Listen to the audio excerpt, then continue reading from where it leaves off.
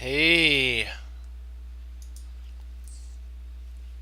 one sec, I will be right back. I will put on a game thing and I'll be right back.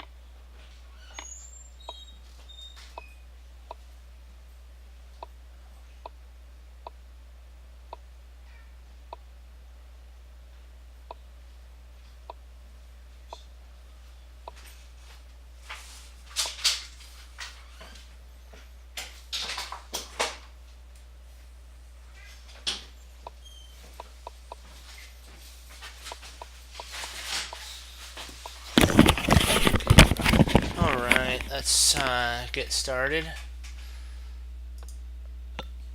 Excuse me. Let's see here.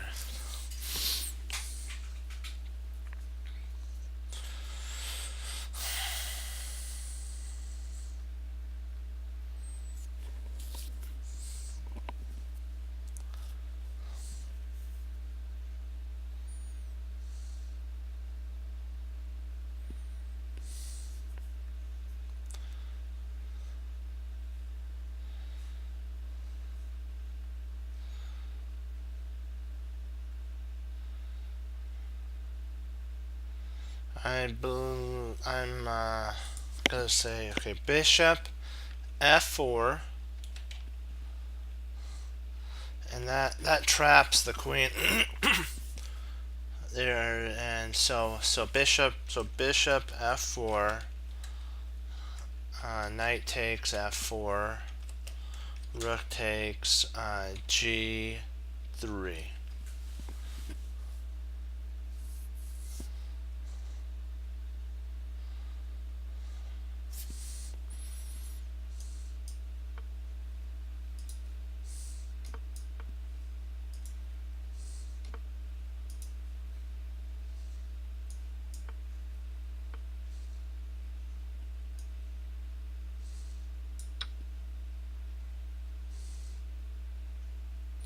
So we had it, okay.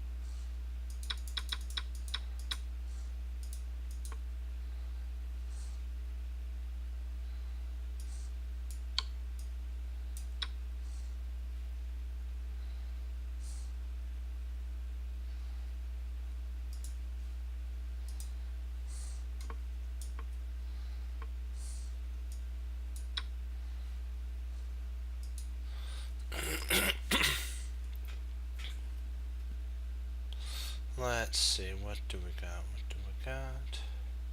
Oh, sorry.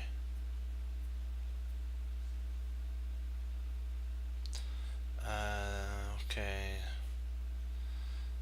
Let us work through this here.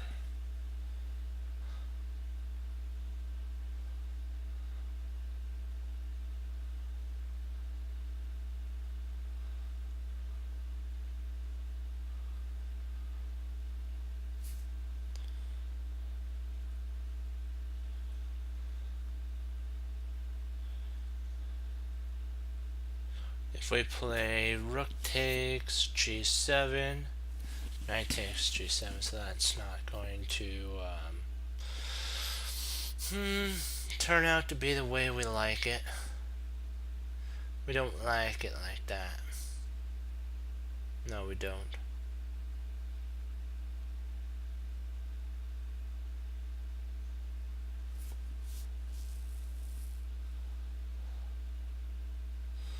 Rook f3 is an interesting move for sure.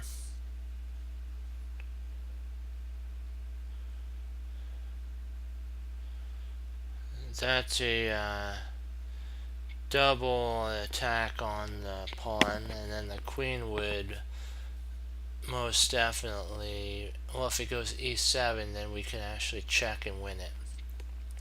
So rook e3, f6, so let's see here. So rook e3, or not e3, f3. F6. Let's see, what do we... let me see, f6. Then we have knight g6, check. Only move king f7. And let me see here after that. Let's see, king f7.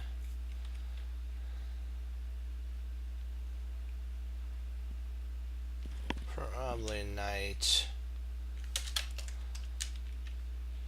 h8,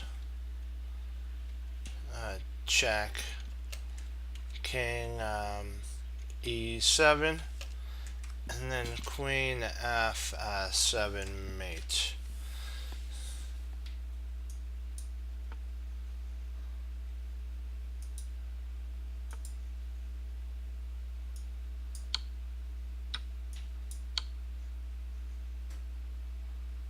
Yikesies.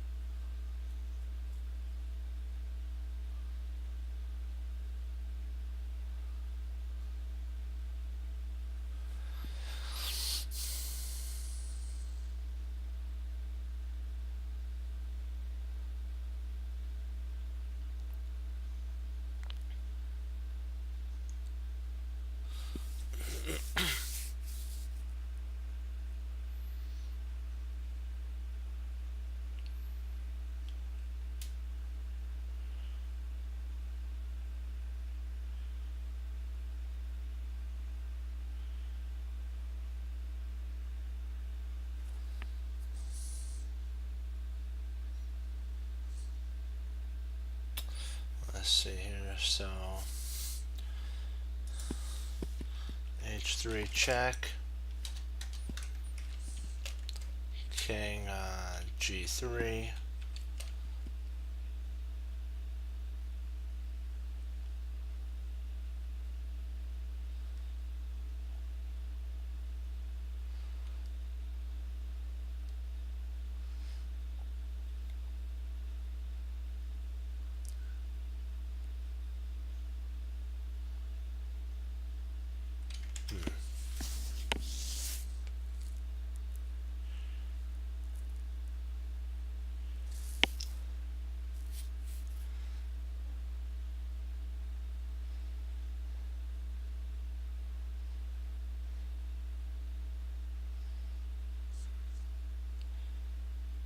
There is a check on queen b7 check is an interesting setup too.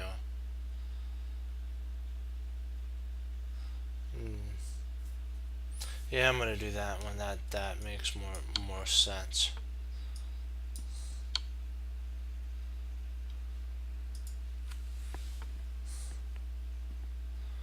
None of the others work.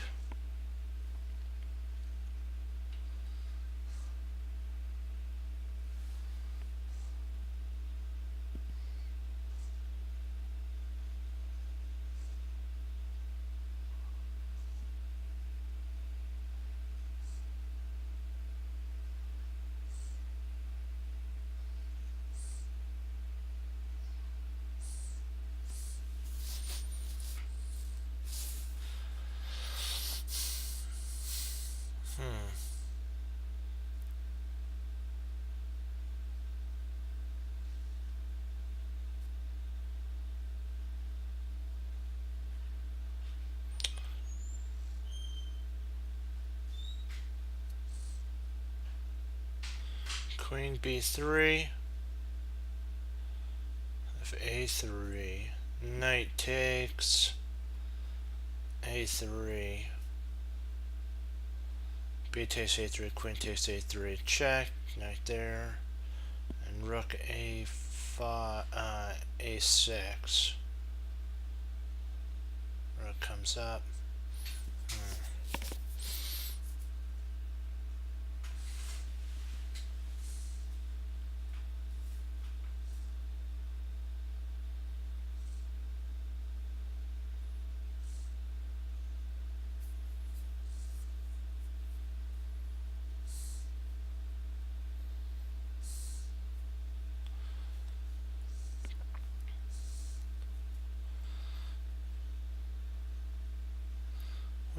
We could try rook a6, knight takes a6, rook takes a6, a3.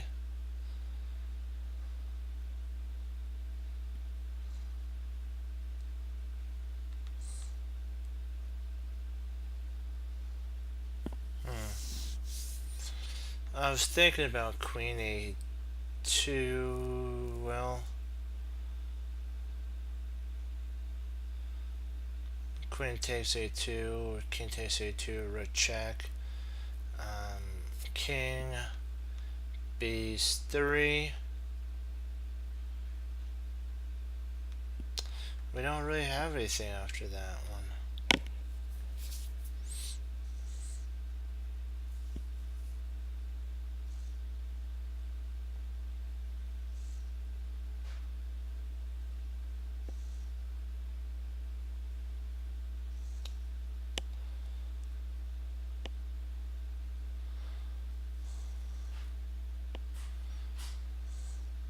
We always have to ask Erie, what are the most forcing lines that could be, and see that's what we're planning in. Rook takes b4 isn't a bad move. Rook takes b4. He'll take back with, so rook, actually he'll take with the pawn here. This is actually what he'll play, because he'll play c takes b4. He'll actually grab the rook.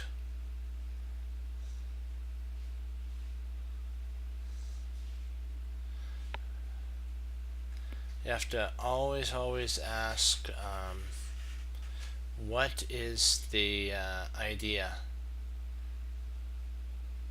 Like, an idea is potentially this, queen b3, because if a takes b3, you have rook a6 check, knight takes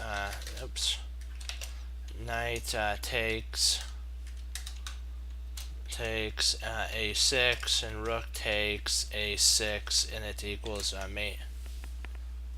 Queen b3.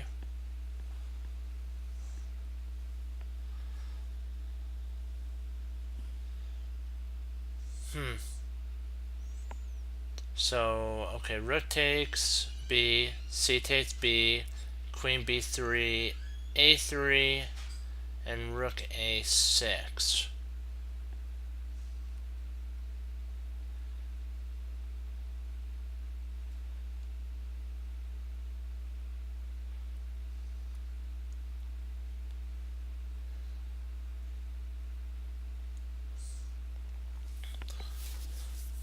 It's okay, so rook takes b4, c takes b4, queen b3.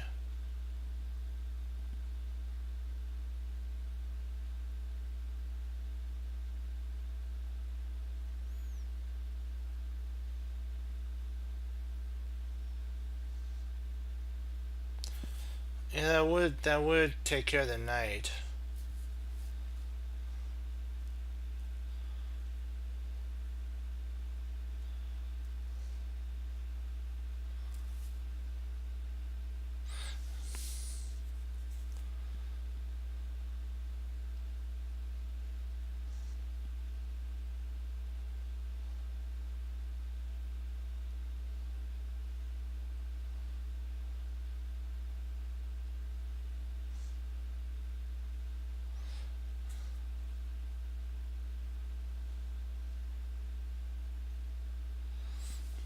We'll give that a shot.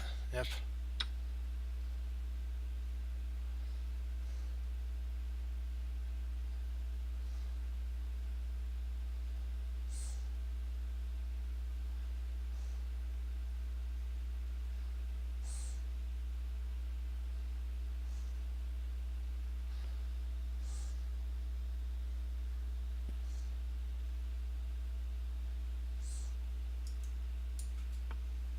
But I'm thinking it might be a rook there.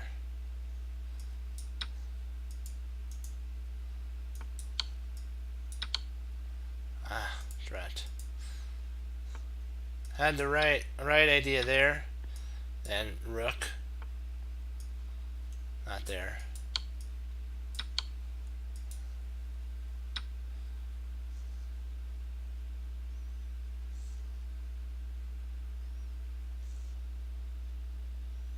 Yeah.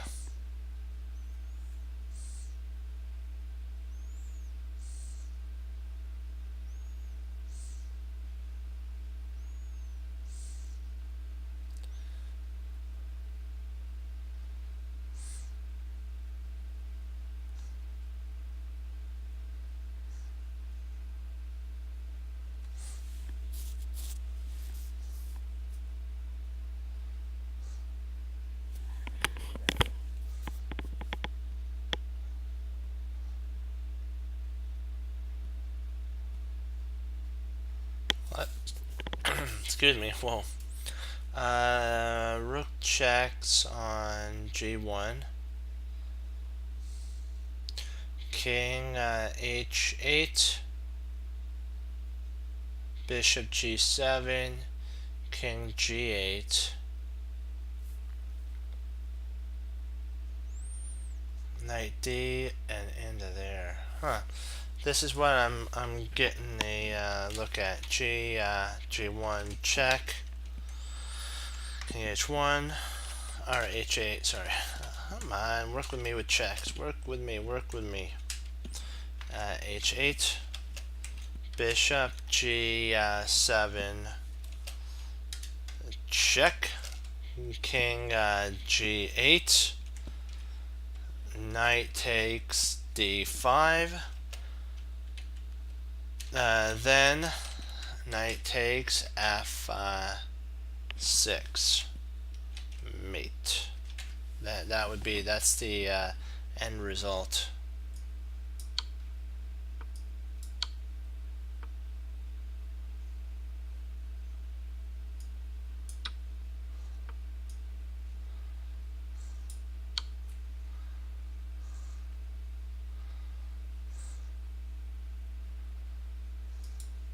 That's what we like. Yes, we do. We like it like that. Yeah. Hooray, hooray, hooray. Sorry. I just get excited there. It's like, yay, happy, happy.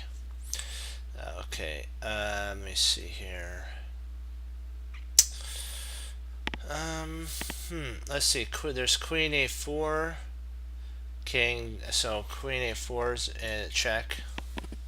Queen A4 check. King D3.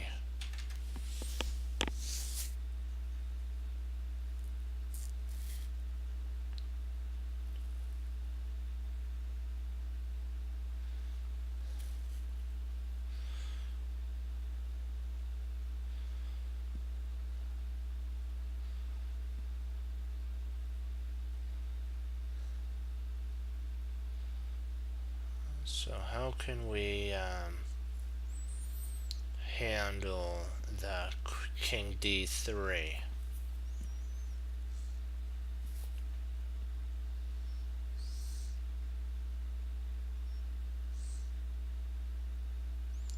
We can go B3 check. King E5, E4.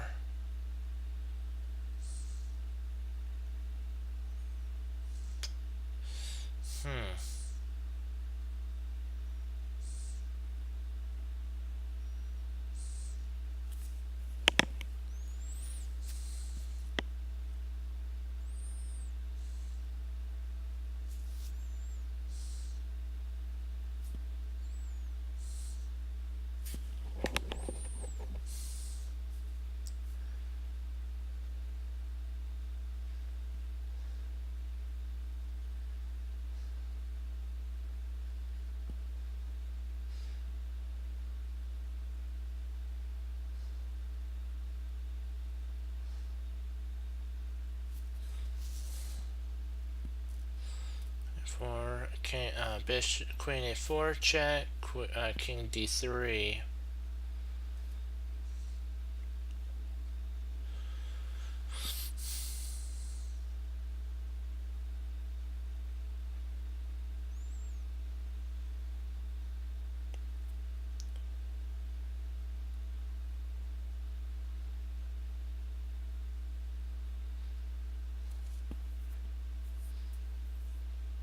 Boy, this is a tough one.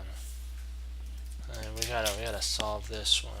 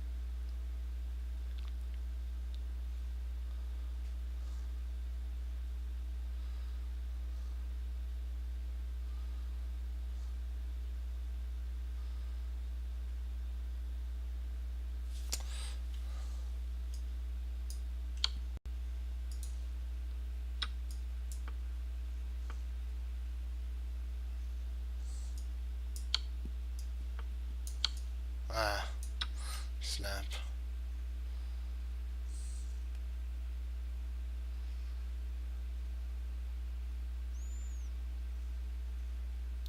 That is interesting, to say the least. So here.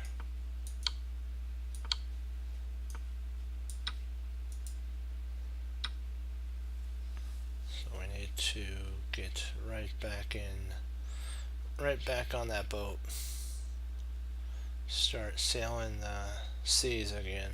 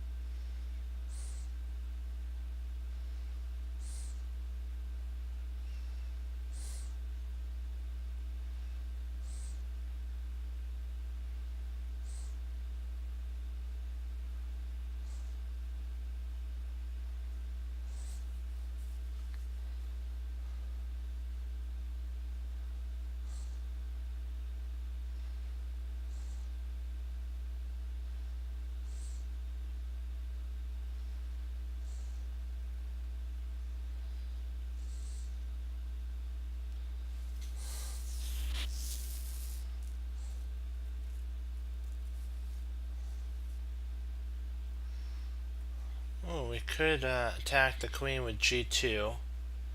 Queen takes g2. I mean, bishop takes g2. Or, not takes g2. Bishop g2. Wherever the queen moves, we take the bishop. That's it.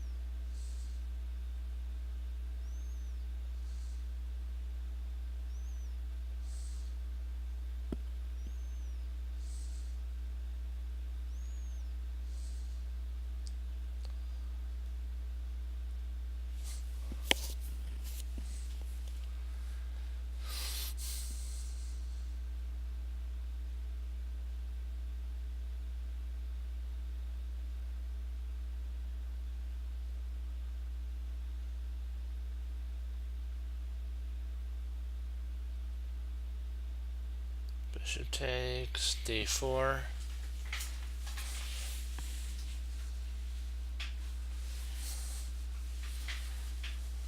Bishop takes d4.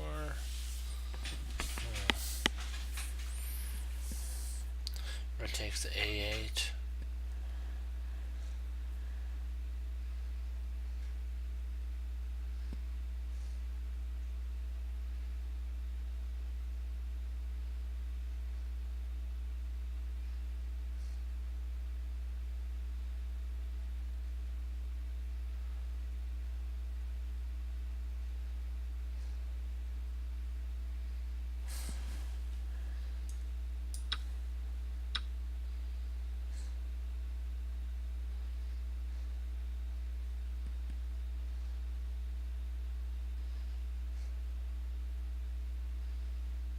Bishop takes, check, king there, and then bishop check on g4, queen takes g4, and then rook takes.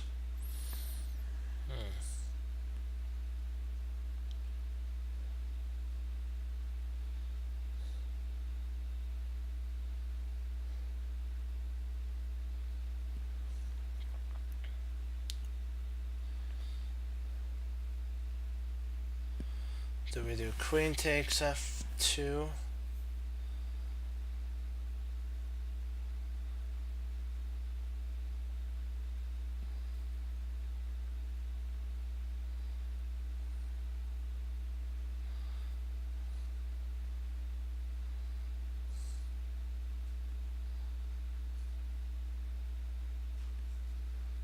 Or do we want bishop takes f2?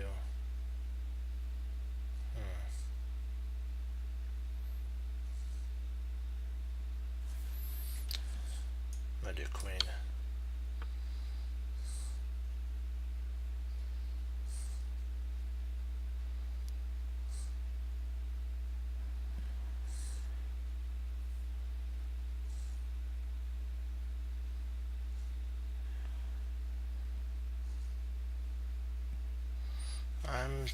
thinking, do we want to play bishop takes c3?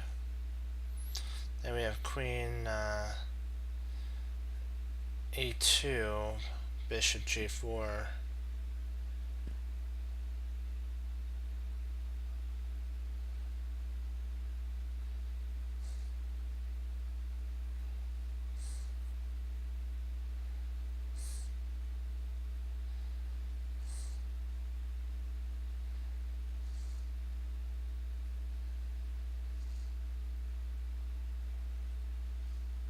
Yeah.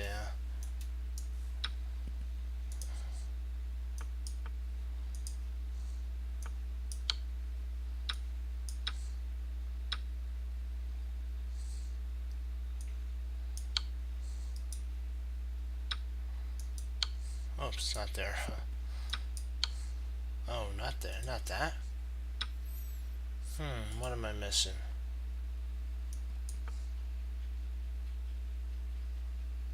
Okay, so that's what we're. Okay, so we got that right. Got that right. Got that right.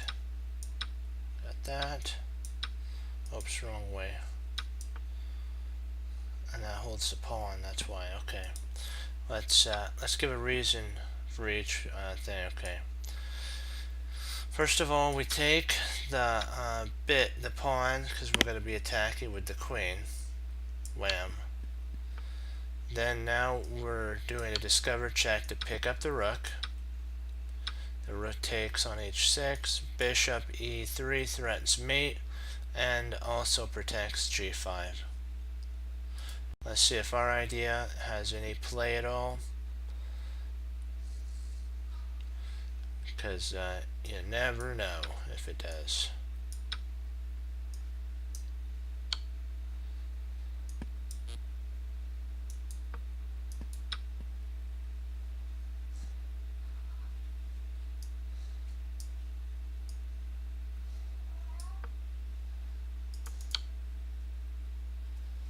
So that's the only way to save the position. Okay, so he can actually go back here. And then we take there. Gotcha. Okay. We'll get it back.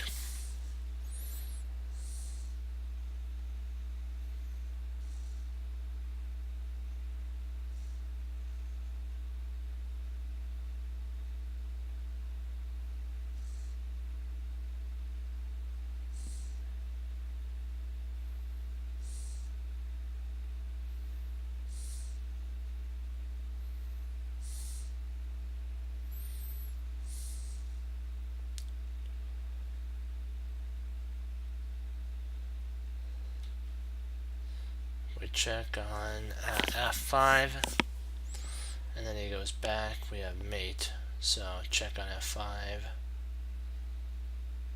He has to come to g6.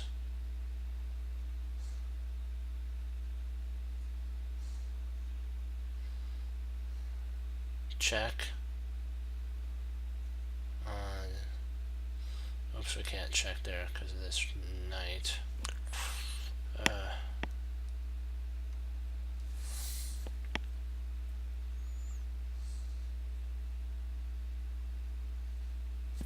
I'm actually liking that.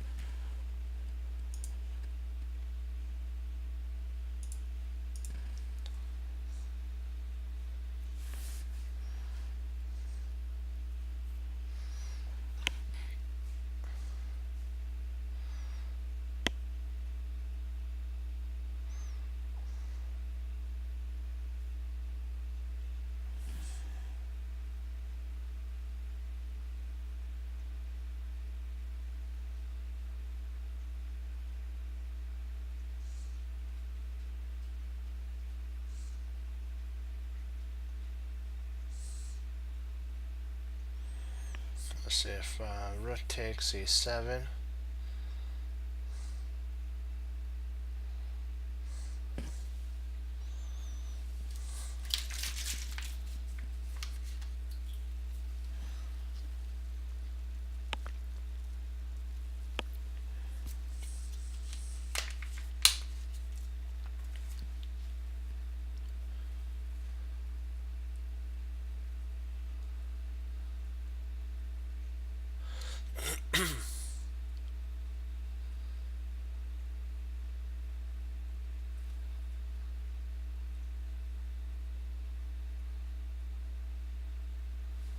I like this. Queen g6. If queen takes, rook takes, bishop takes.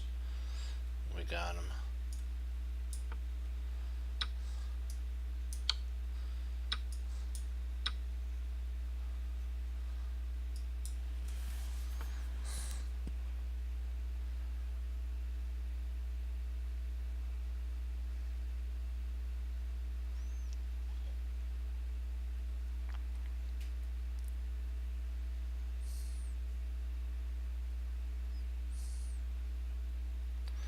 Let's see. Queen g1. King g3.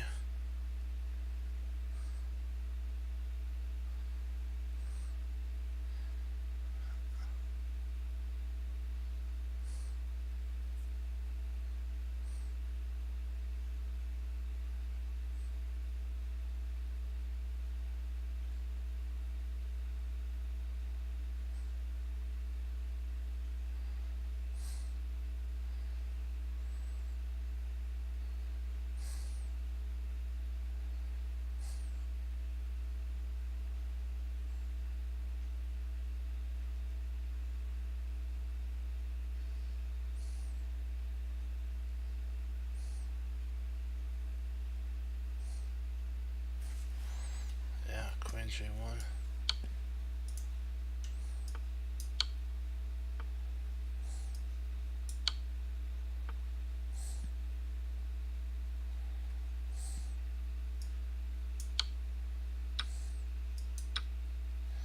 That's the reason. I was wondering about that move. It doesn't work unless you plant your queen there, because I'll show you guys why. When the king comes here, it's pinned to the queen, so this actually works. And if king here, queen f1, queen d3, queen d5, and queen mate. Okay. So close.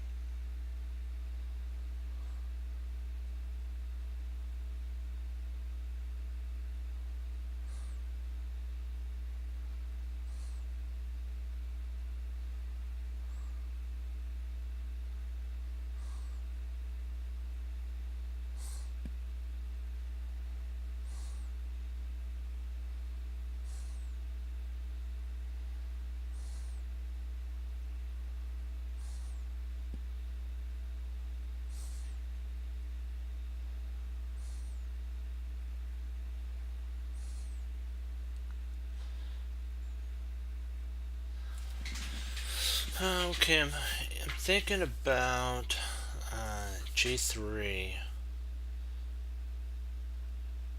Bishop takes G3.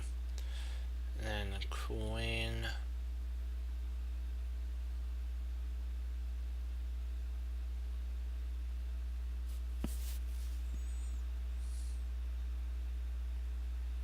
Or would that be mate almost? Yeah, it would almost be mate. So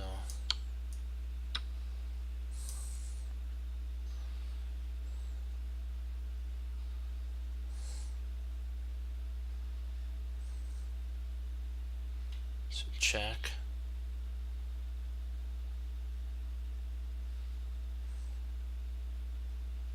Checkmate. Oh no! What did I do? Is this? Oh no! So close. What did I? Well, I thought that led to mate. Didn't that lead to mate? Let's see here. Here, there. Oh yeah, because if I come there, he just comes back. Okay. Check. It goes to F1 and so close. We had it almost. Got too excited there. It's okay. It's okay. With this, you know what? You gotta learn from it.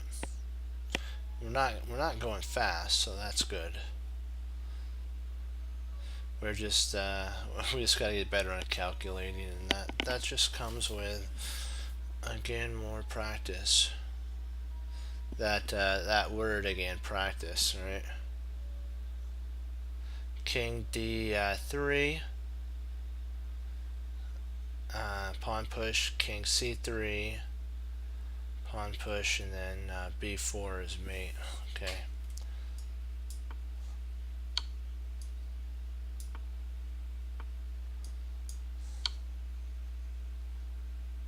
There we go.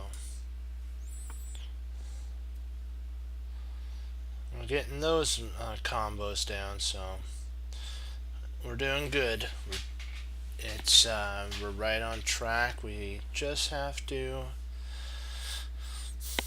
as they say, cool down and stay good. I guess that's the best way of saying it. Okay, check.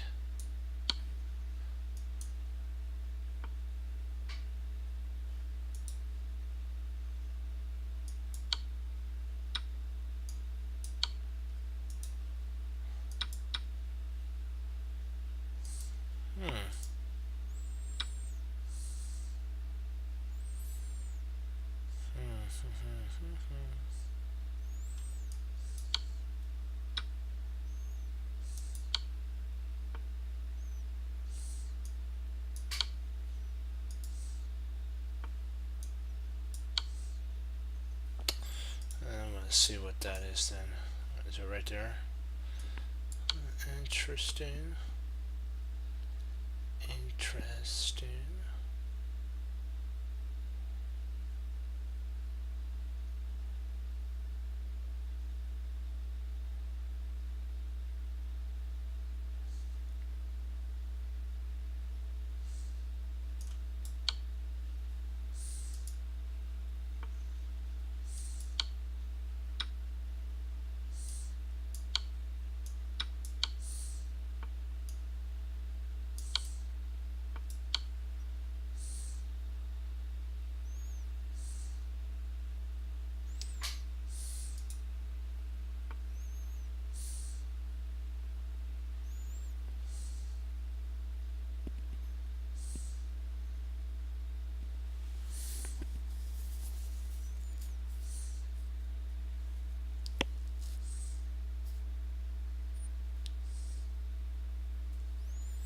King got 4.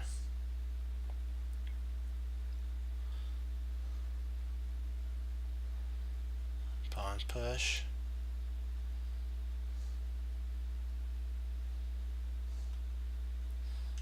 We take with check. moves there. We come down.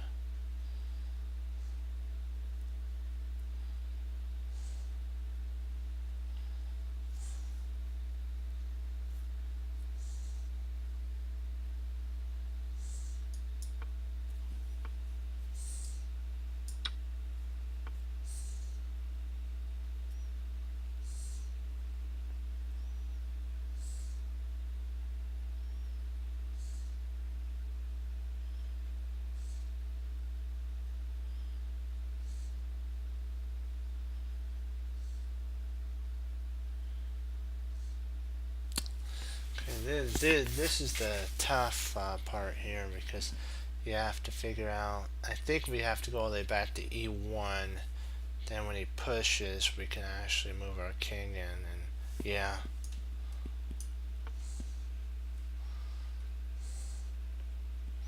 Because then when he pushes we come in, if he pushes we take, so he's gonna lose his pawns.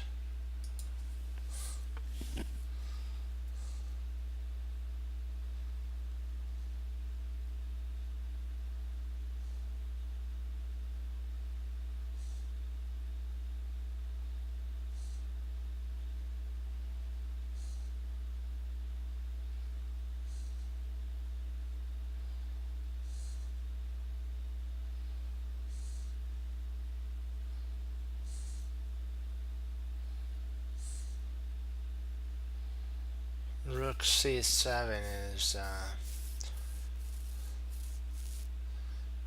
an interesting move.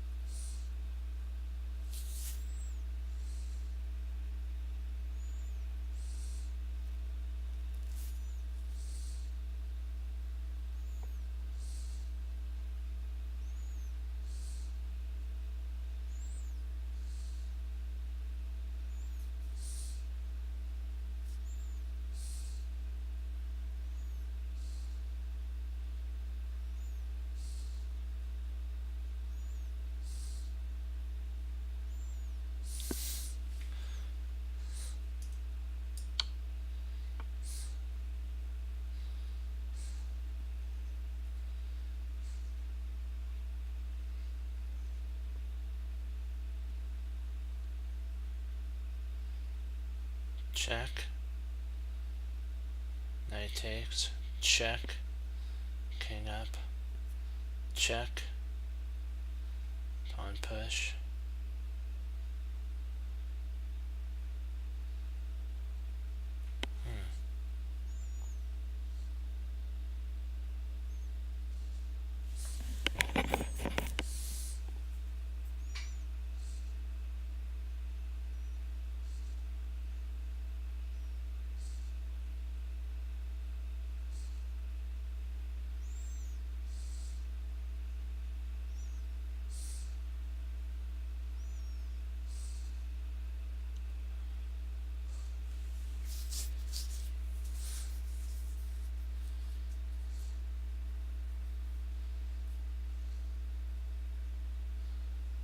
Let's see, queen f8 check, king h7. Actually, queen f8 check, king takes, knight takes, rook takes.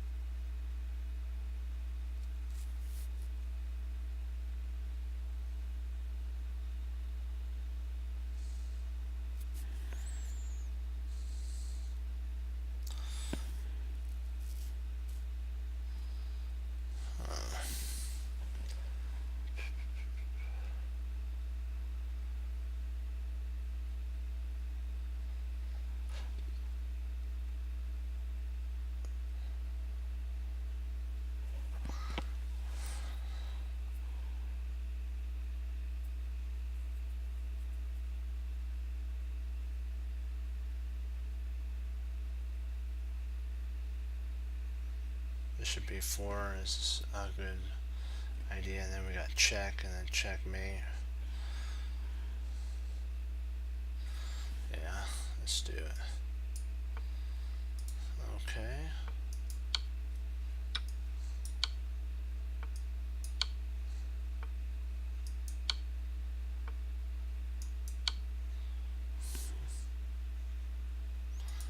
Can't he play? If we go there, oops, not there.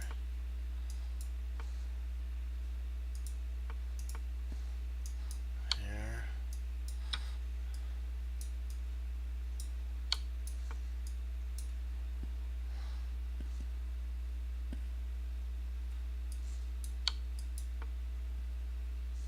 Oh, okay, I missed that. That's what I missed.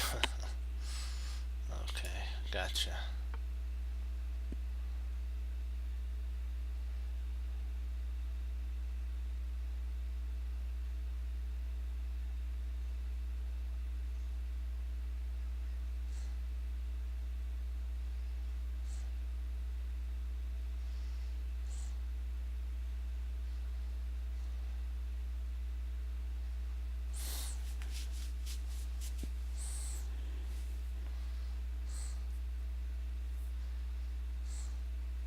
See, queen g6 check.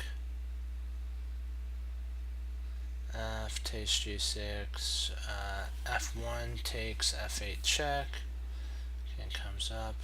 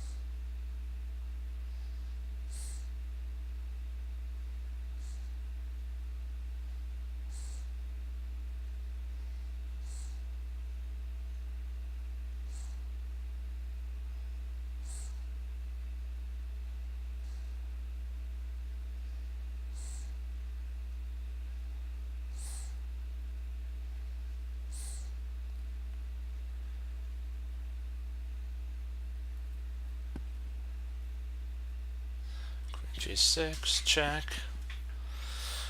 F takes g6.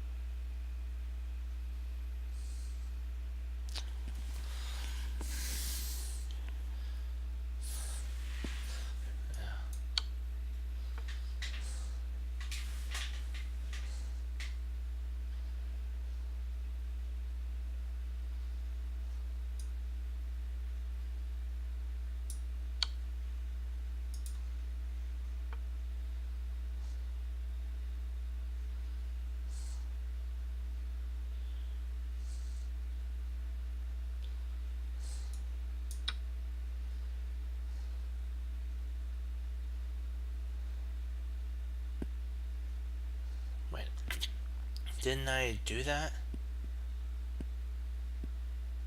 Hold on.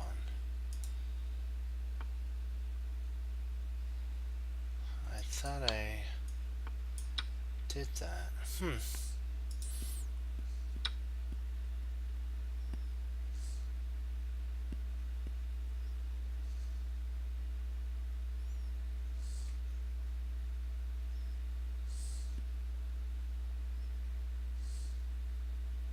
See, F5 check, king there.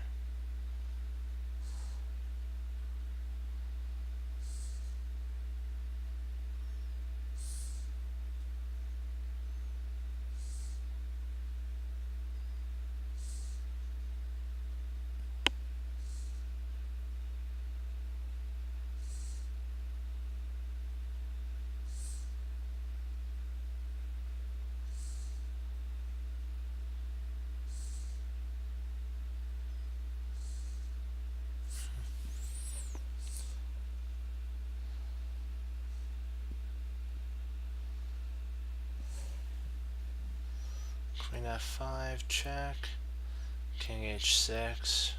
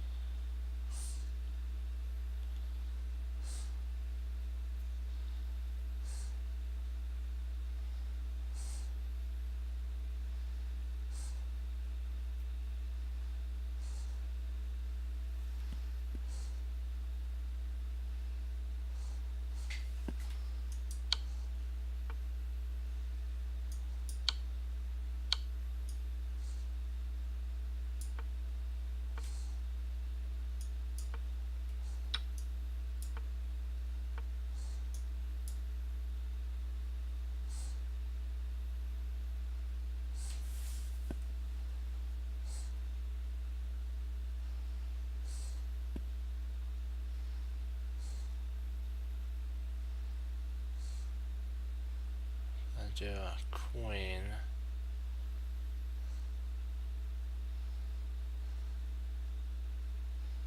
Let's see if I do a knight. Move there, queen there, check.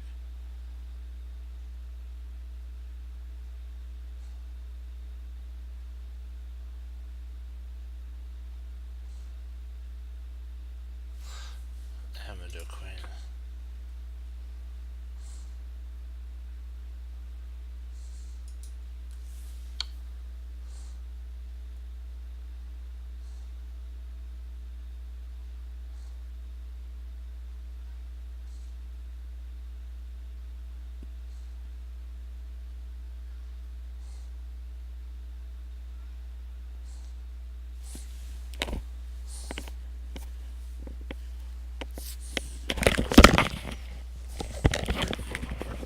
King comes up to g4, king g4. If he takes there, we win bishop.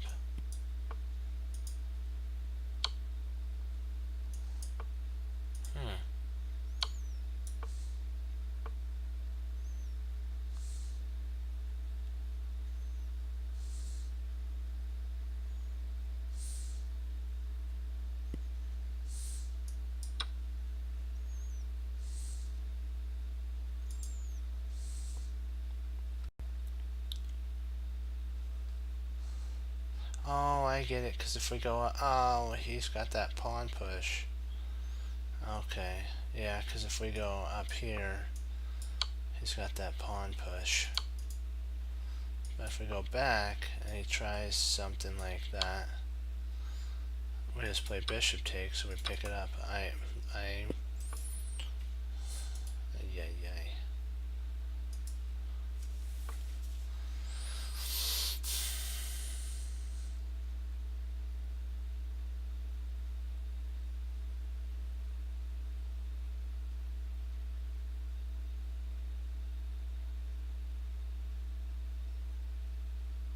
Push the pawn, check.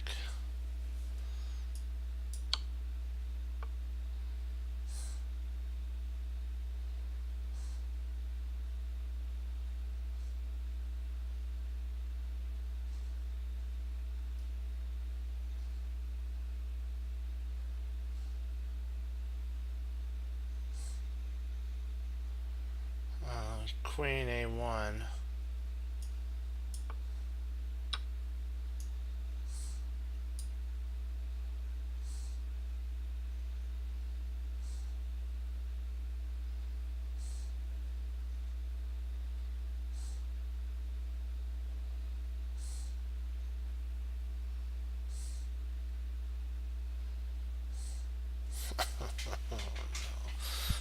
What am I missing now? This is like, oh boy.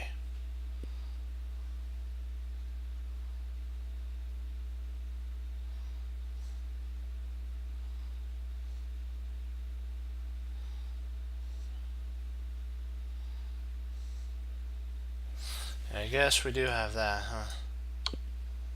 Yeah, we do. Boy, boy, boy, boy. That's okay. We got one that was a 31% pass rate, so that's really nice. We did good on that.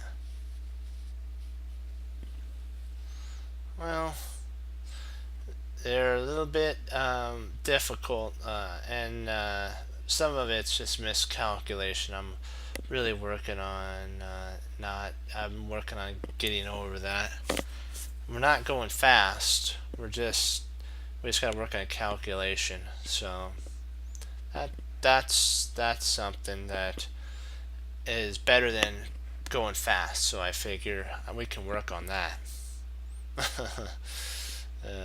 So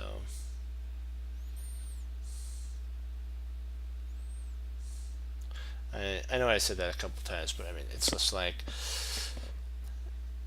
it's something that let me see here. We have to play G takes F5. No, check. No, or maybe we could check. No, yes, we check, and then if we go if he goes king.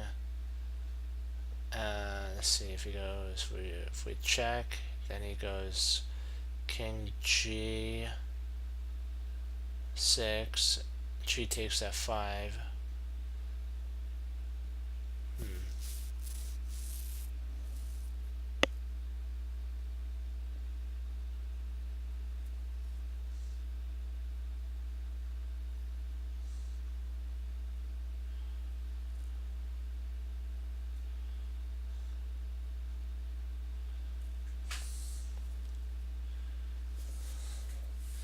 No, for sure we have a check, so that's a for sure thing.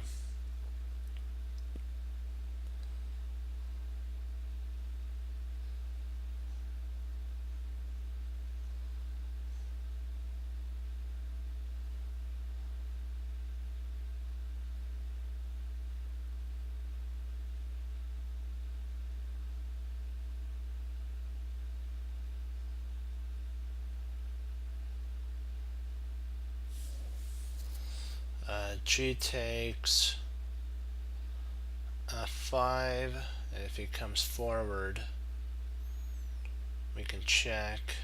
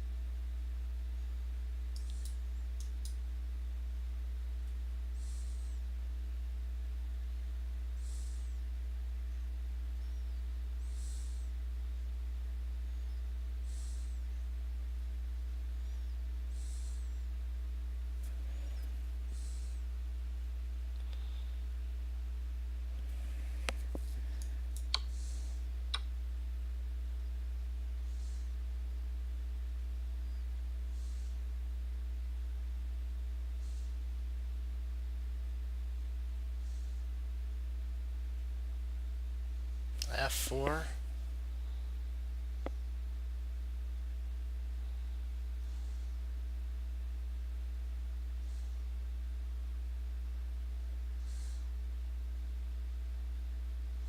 I mean, that's E4. You mean E4?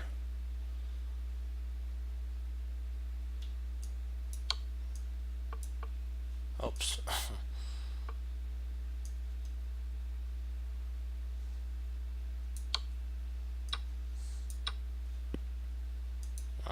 Okay.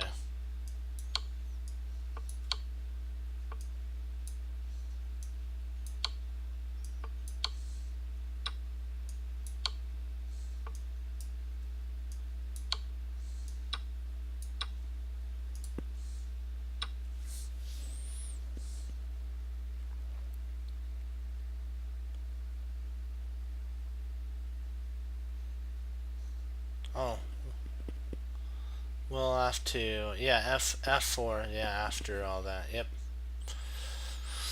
Okay. Hmm.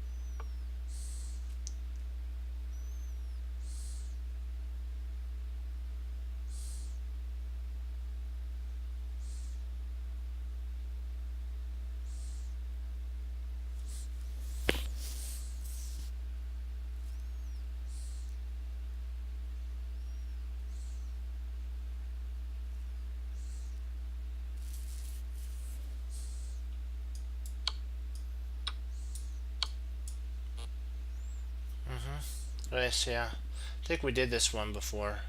Just had to you're in, it's kind of old school, but a Rolodex. I had, in my mind, I had to go through my Rolodex of puzzles that we priorly did, and I found that one.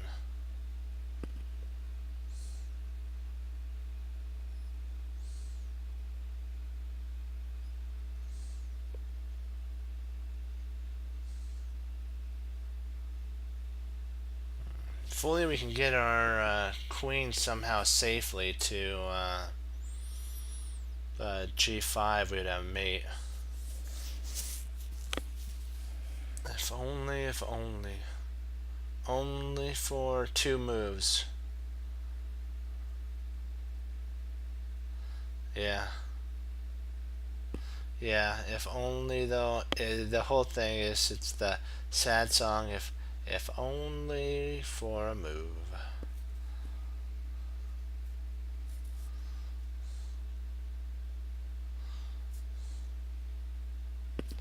Do, do. If only for a move.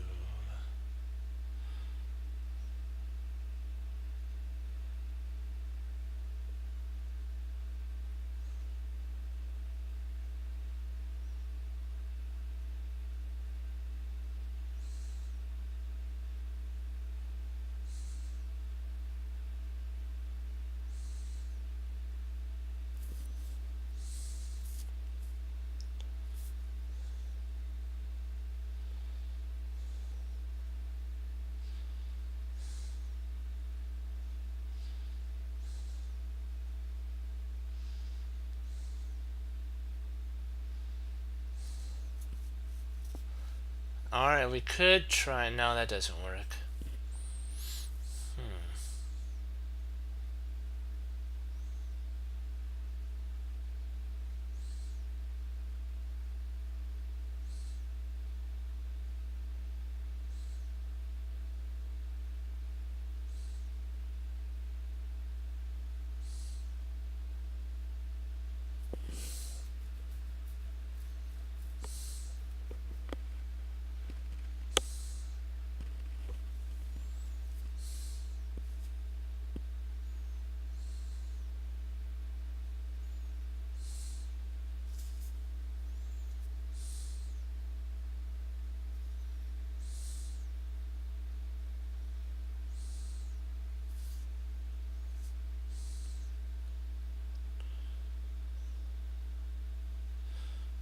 We could try knight d.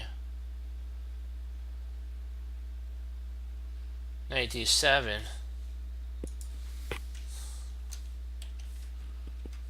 We could try knight d7.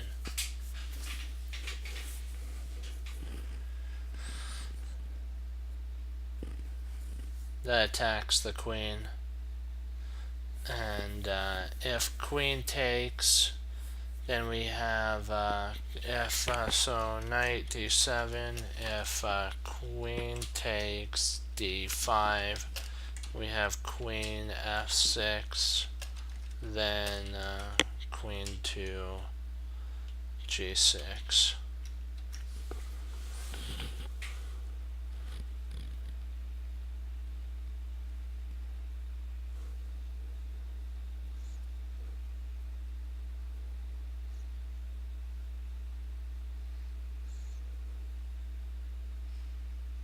What do you think?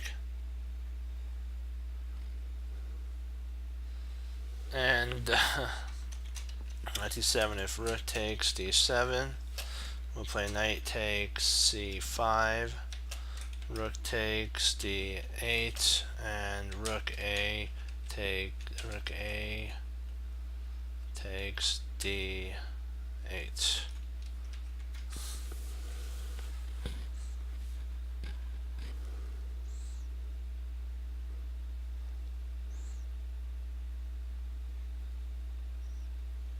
f4. How is f4 saving?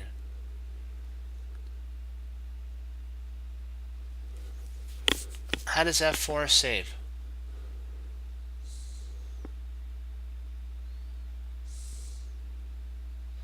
Right, but then we play check on g6 and our bishop.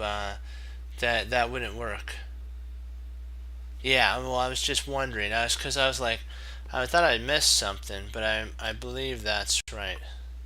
Oh. So that's not right.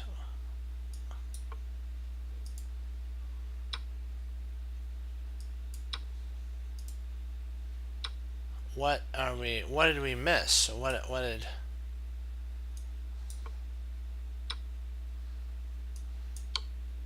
Oh, wow.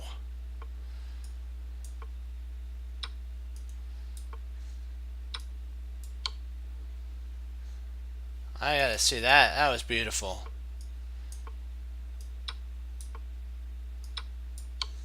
That was beautiful. That was a thing of beauty.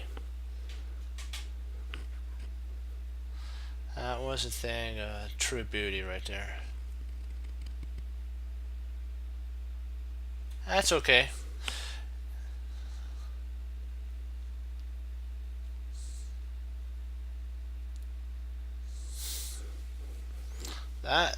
That's some pretty darn tune. Oh, we'll check after this. I'll make a note and we'll solve that and we'll take a look at that because that is interesting.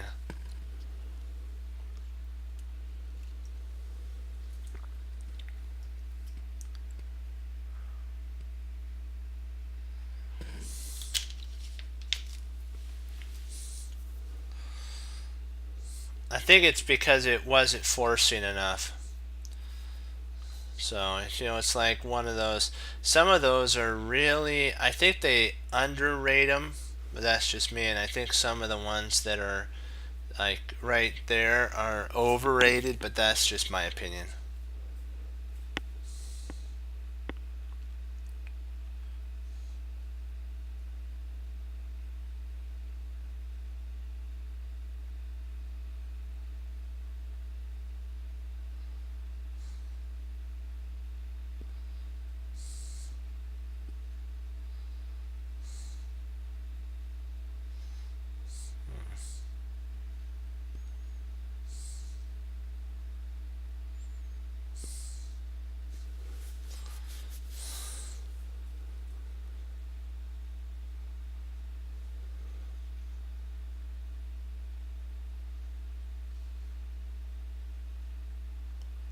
Yeah, I think we're fine to actually grab that.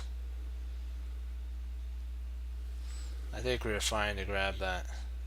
That's 1800. Whoa.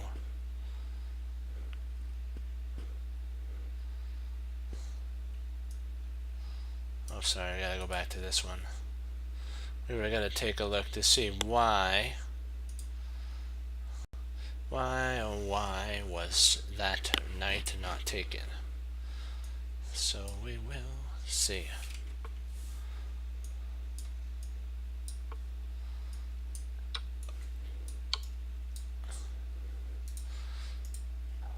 It'd been mate.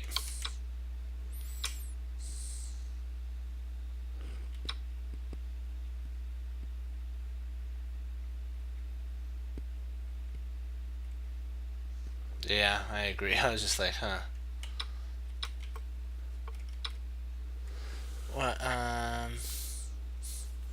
What are we doing here? So then, what? Rook d2?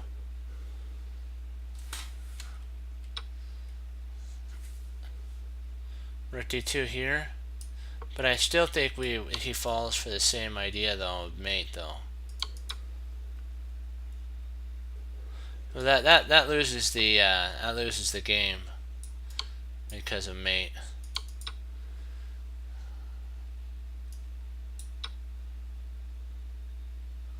Queen h4, same idea. Oh wow, yeah, that was hard. Yeah, it's okay. Hey, oops, come on. There we go.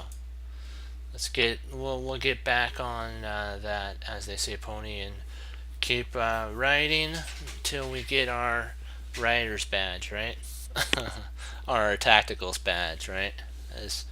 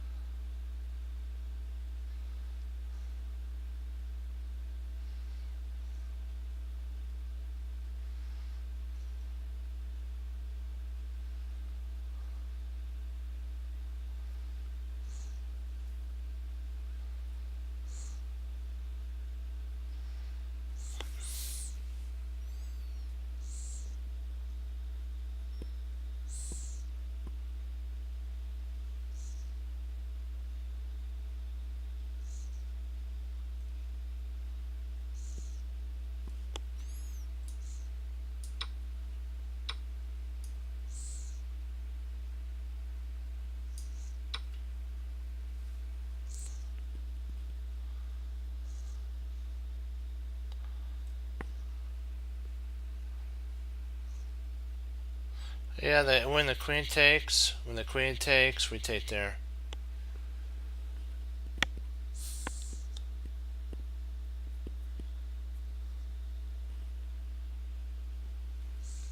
Where? What? Which one?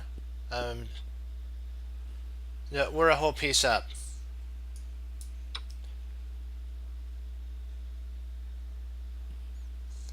And then a queen takes, and now we're a whole piece up. And when we take there, bishop takes back, and now we have that attack. And if he takes there, we take back.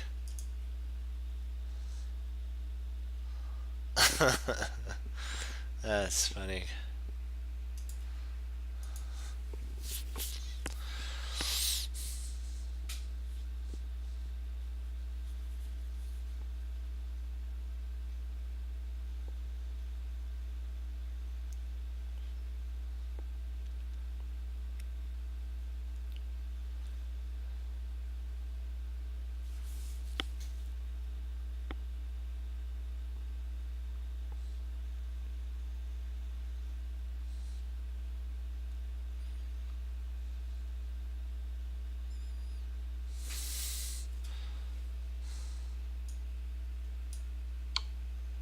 Oh.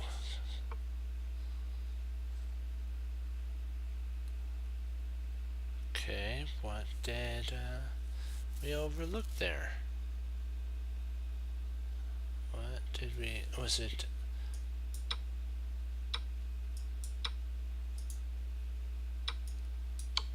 Oh, okay.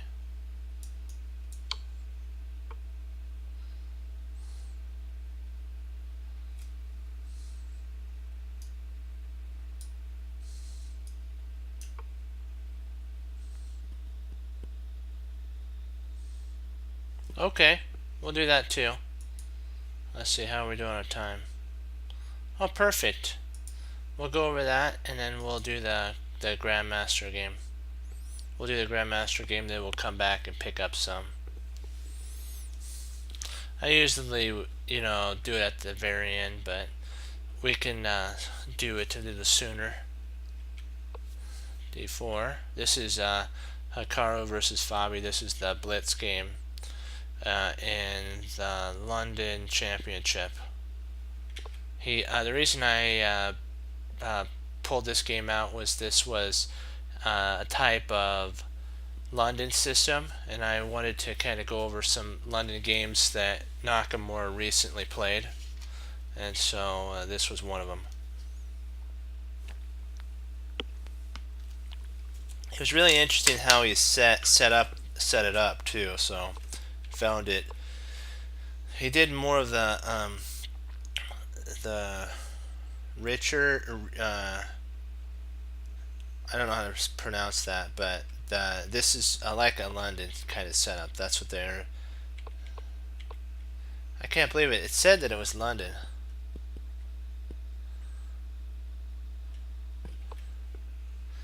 It said that it was a D00. I don't know how they got a D01. Well, the London system, maybe we can get to the same setup the same way. Let me see here.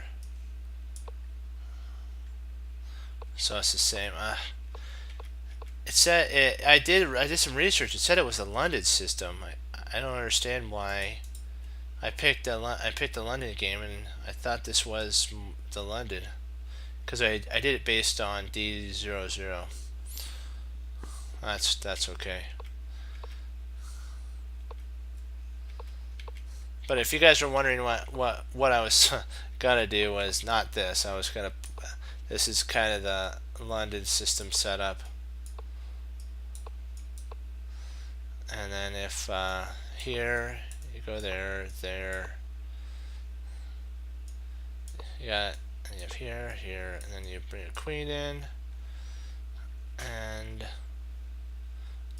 you can even develop a bishop, castles, and then h4, which is somewhat of a London. He could takes, and white has a pretty powerful attack. You don't really need a castle. You can go king e2 and you're still fine. Like if then you slide the two rooks over and you go for a pretty good kingside attack. Yeah.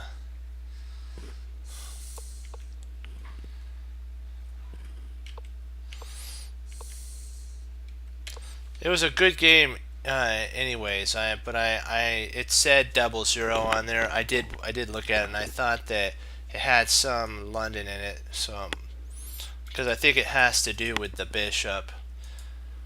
It kind of reminded me of a Trumposky setup a little too. So that's I have to remember the London. It's a system. It's not an opening. So there's a lot of different move sequences in it. So it takes. This was Blitz.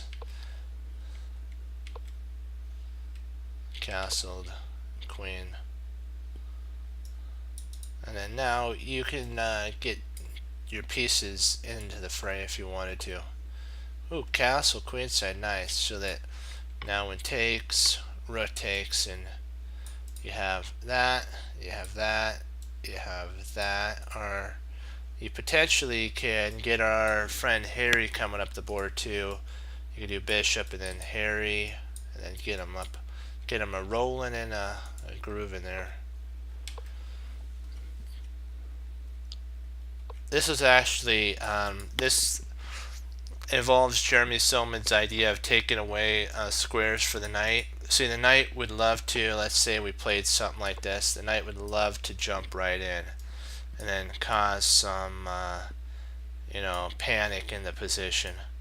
But because of C4, he can't do that now.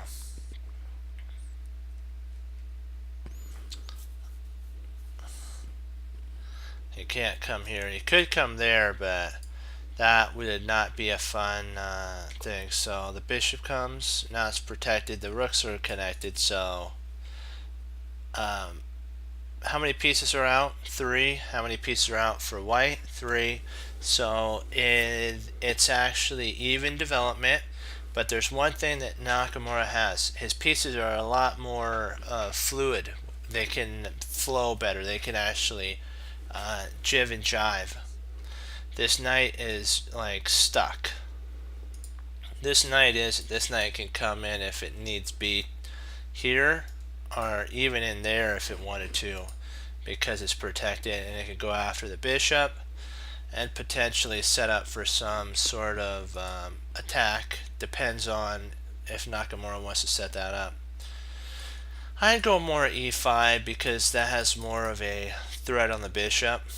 And if we can get the bishop, and we have the bishop, there's 2 pawns on, there's 2 sides. When the pawns are on both sides of the board, Jeremy Silman says that a bishop is more superior than a knight. So if we were able to trade this off for that, and we keep these on the board, we trade these 2 off, the knight and bishop, knight for the bishop, white would be slightly better, probably like maybe 0.5, 0.6 better, just because of his bishop.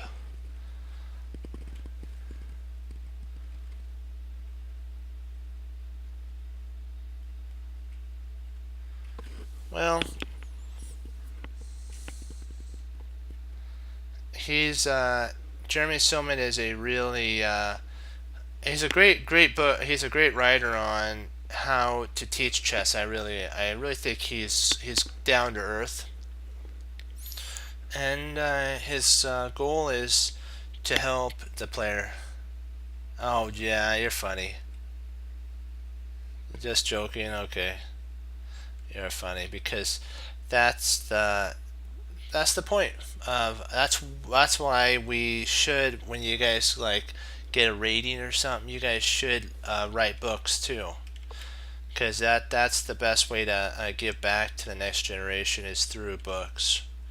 I know they have databases and everything like that, but there's nothing that compares to when an author talks to you personally in a book, and you get to hear what the author's thinking. That's very powerful. Oh, you're fine. Not a problem.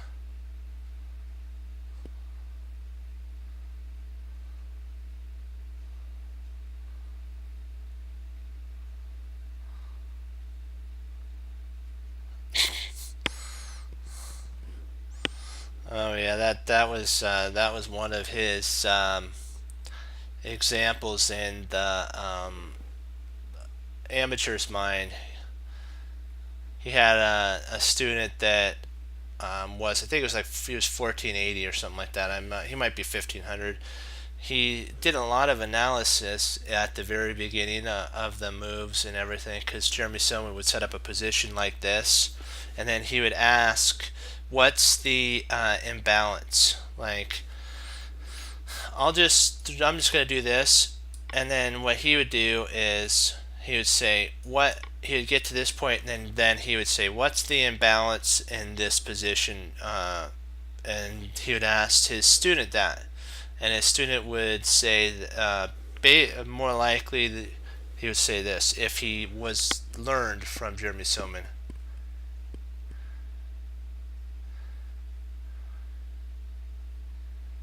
Yeah. um, well, you know what? Just work on that, and you know what? The Lord's there to help you. But what he would say is, first imbalance that we look at. This didn't happen in the game. I'm just setting up an example for us to go over Jeremy Silman. Bishop versus knight. That's a imbalance. Second imbalance is white has more space in the center at the moment with his c pawn. He controls the d5. So this is an imbalance.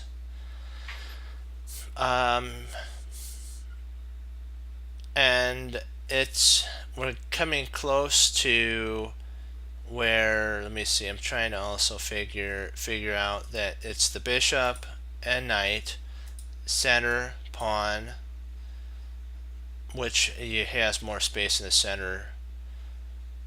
Oh yeah, got it. There's some more. White has a majority on the king side.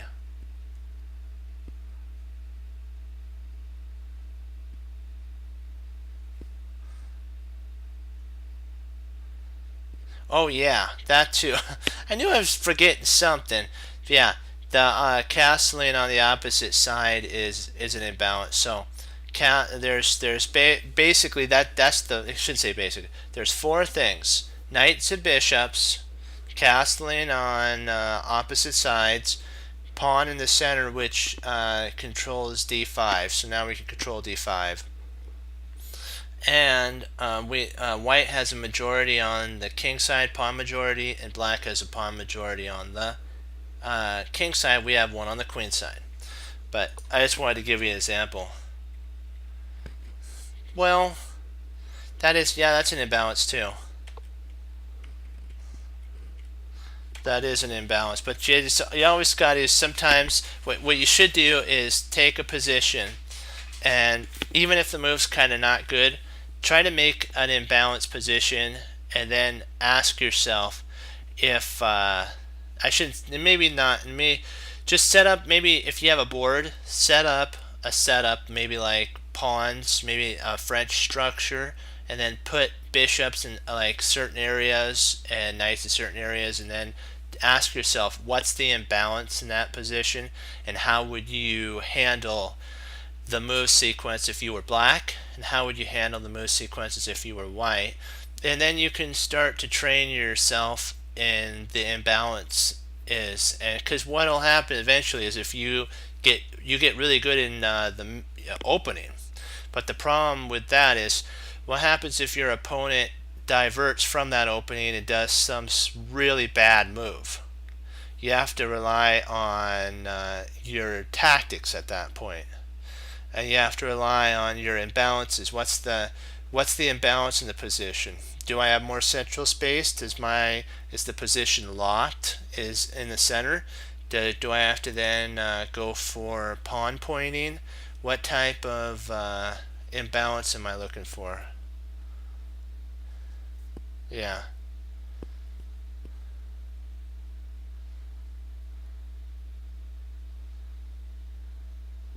Yeah, that's what a player should do. Is like take a game to a certain point, maybe Paul Morphy or somebody that you like. Take it to a point where the position's kind of like maybe middle game, end game, or something, and then just look at the imbalance and train yourself that way. That's what that's what Jeremy Stillman does. He'll take a game from online all the way to an amateur. It depends. It doesn't matter who it is. It could be an unrated game. It could be an online game. It could be a grandmaster game. He said that you can learn something from everything. Then take a Capablanca game. Take it to maybe a middle game point where you're kind of like, why did Capablanca make that move? If you take the position to that, why did he make that move? And then what you do is you stop there and you ask yourself in that position, what's the imbalance? And then you can then start solving, and it teaches yourself discipline. It also makes you slow down and start and think. That's important too. So rook g4. This is Nakamura's going for a kingside attack now, and he's also preparing, and he's got that, and it's the bishop. Ew. h4. There comes Harry. Harry's our hero. And now the rooks are starting to flow in.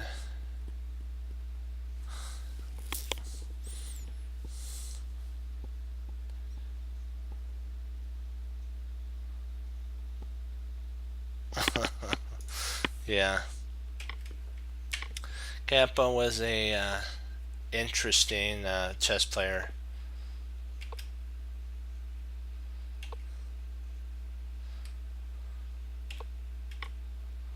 So he grabbed a pawn. Now that Nakamura is a pawn up in the game, he could neutralize because the passed pawn is in the center and his passed pawn's on the side. It's going to be, and the king is farther away. The imbalance is if we traded off everything. Oops, sorry. If we traded off everything and we just took it all off the board and we just left the kings, white would be able to stop this pawn here, and black would have a hard time stopping this passed pawn over there. So this king would be able to stop that one. I need to draw different colors. Hold on. Black. That's the black. And I'll just do these so that you know that this is the black army and that's the light green army or white army. And if this is all trade off, this king could stop that pawn. But this pawn here, this king can't stop because it's too far away. It's outside pass pawn. So Fabi doesn't want to trade down to an endgame. If he did, it would not benefit him. It would actually benefit Nakamura.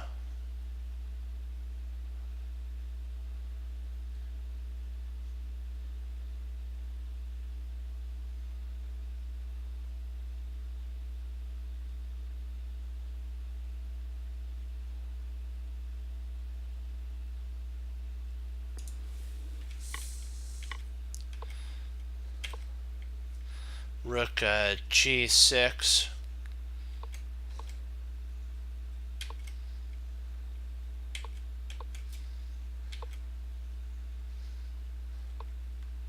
And Fabi's trying to go for the a2 pawn.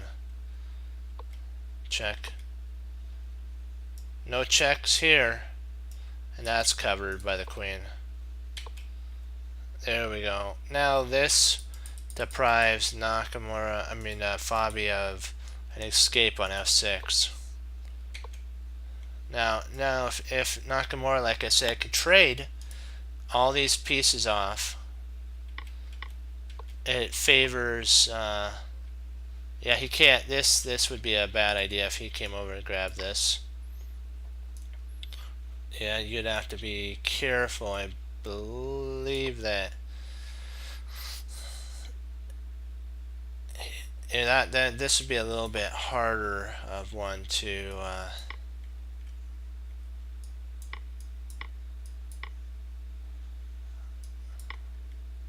And I think yeah, it would be basically based on who can get their pawn going, and I think that Nakamura is better here because he has one more pawn.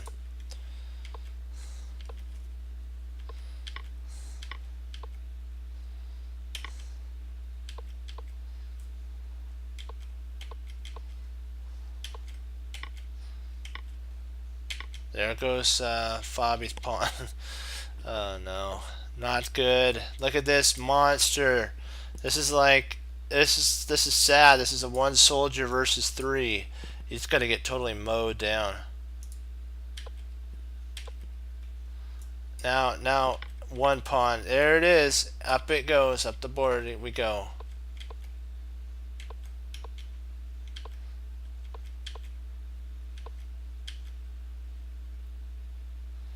Yeah, there's no way to, if he tries to stop it this way, he's got that, and, yeah, not good, not good.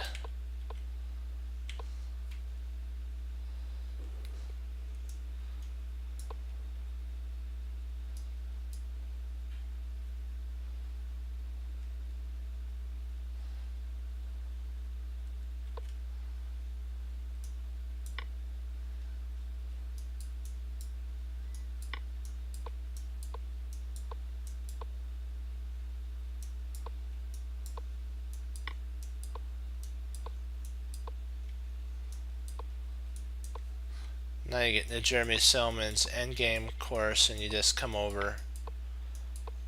You might be able to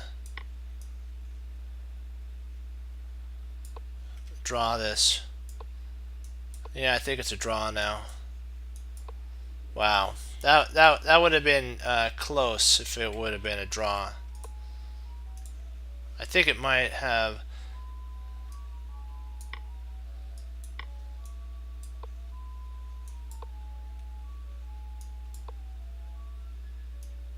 Okay, we come over that way. We actually surrender these two pawns. Okay, I have to remember that. You surrender these two pawns to get that going. Okay, we'll do a couple more puzzles. Let's see, how are we doing here? Perfect. We can do like 3 or 4 puzzles, and then I gotta log off. All depends on how efficient we are with them.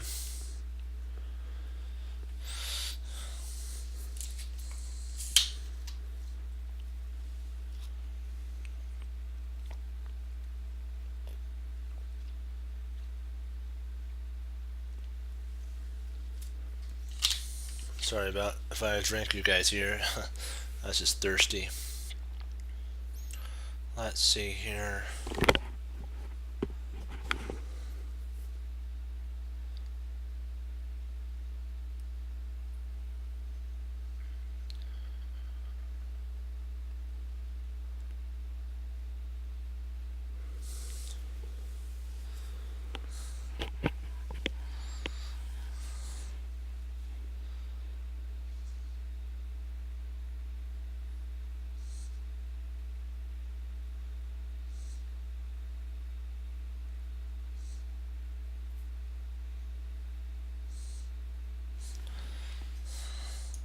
I'm thinking about queen takes c3, check. If I'm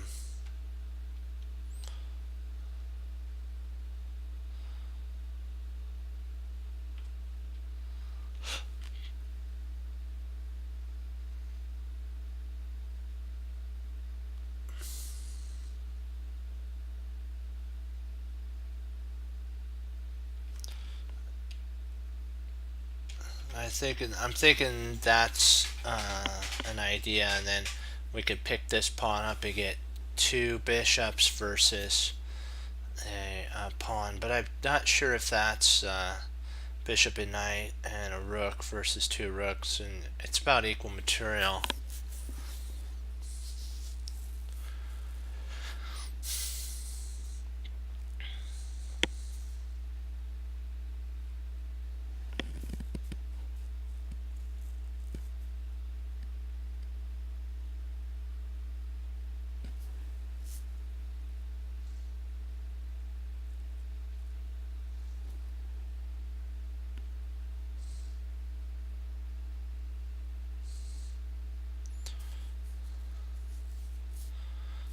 The queen would take at that moment.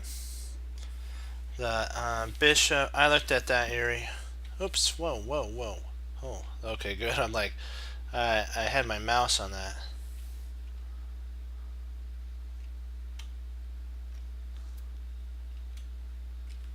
Yeah, queen takes, if rook takes d, queen would take, and we can't really take back because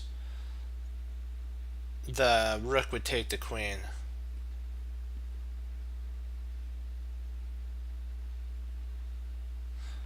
Yeah, rook takes d3, queen takes d3, knight takes d3, yeah.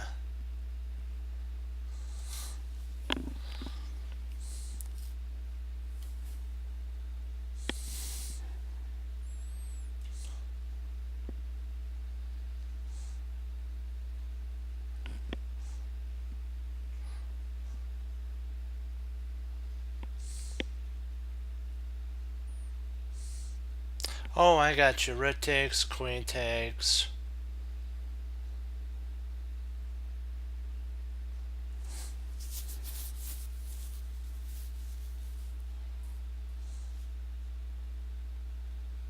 Let's see here, so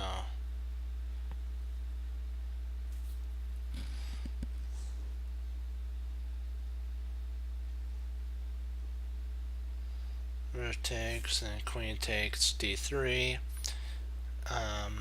Queen takes b2, queen c2, and then queen d4. And what?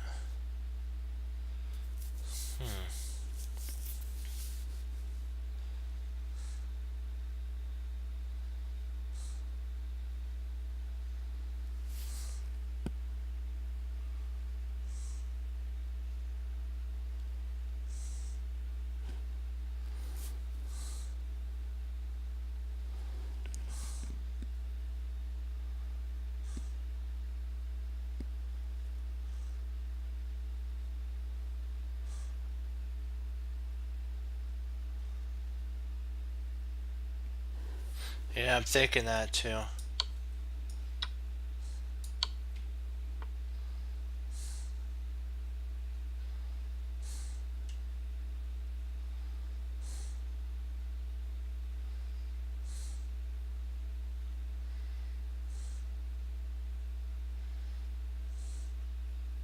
Queen d4.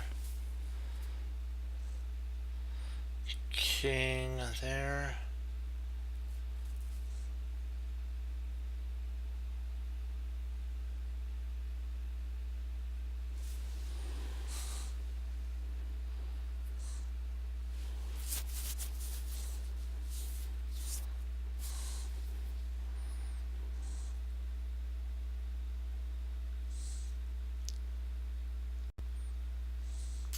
So queen d4. King c1.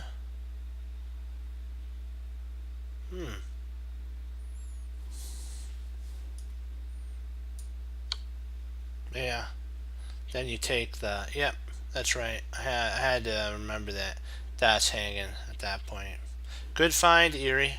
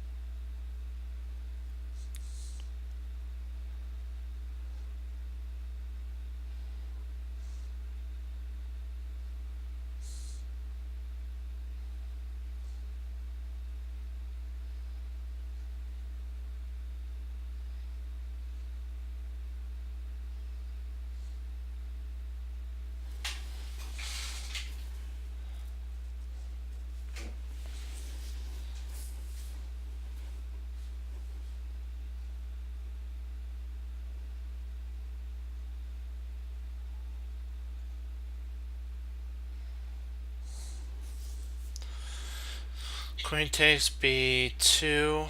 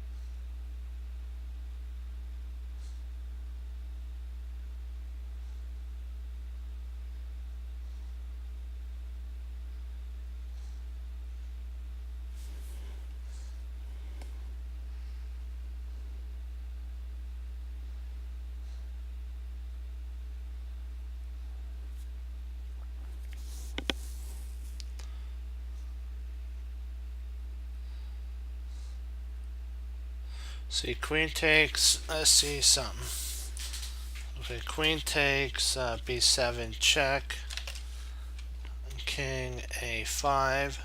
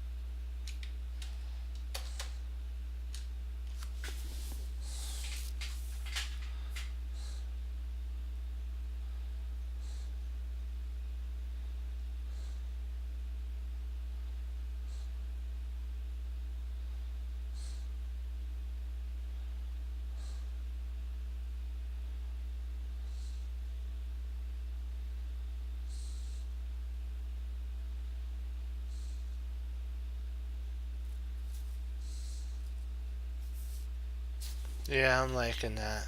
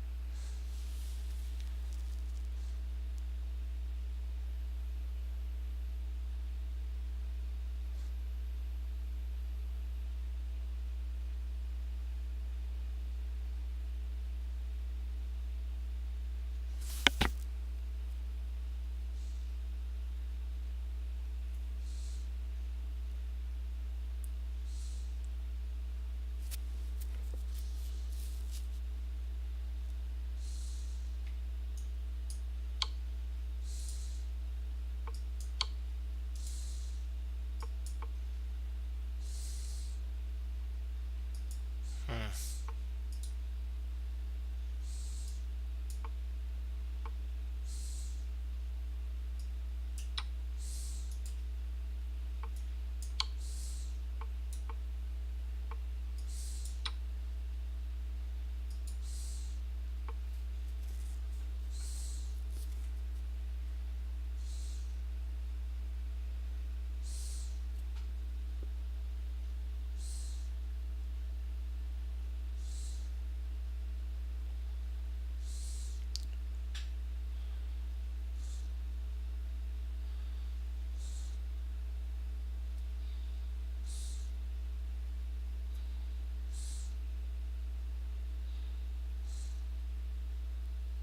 Yeah.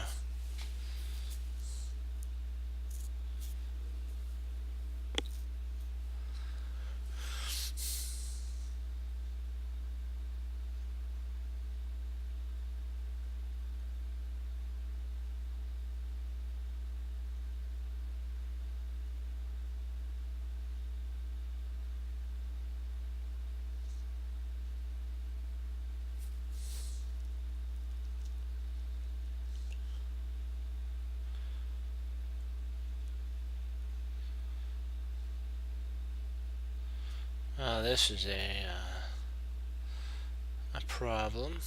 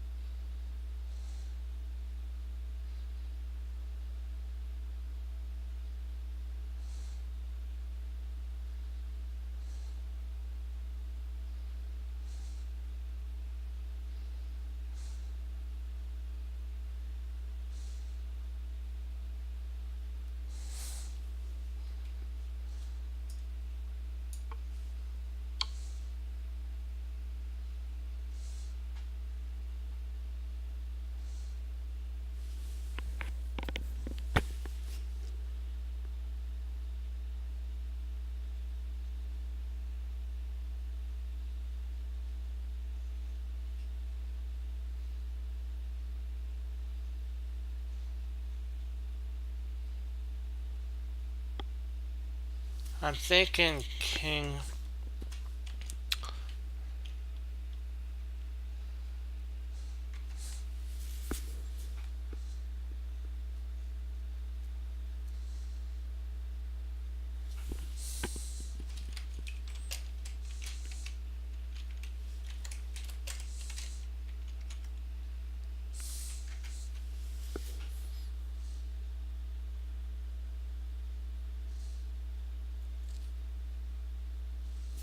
I'm thinking that's the move.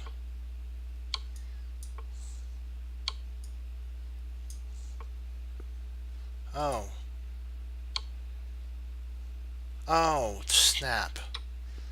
Drat. I got so caught up in defending, I forgot about that. They just hung their queen. Oh, this. Oh, I got so caught up in my line. That's okay. That's okay. It's okay. We did good. It's all right. We got it though.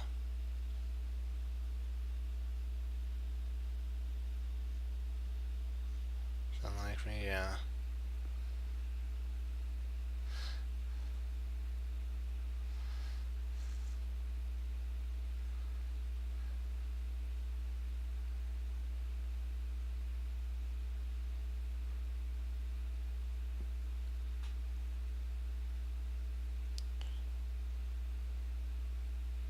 Some of those puzzles that I saw a puzzle like that before where you blocked, but I kind of got the pattern in my head. I didn't. Um, I guess think beyond like what Jeremy Silmer said. So I have to remember to check every line right after that. I thought we were gonna block and then go for checkmate. I missed the takes, but I learned about that. So that's learning is half the battle.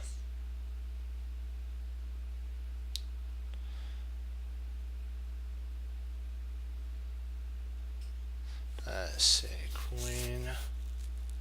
So check.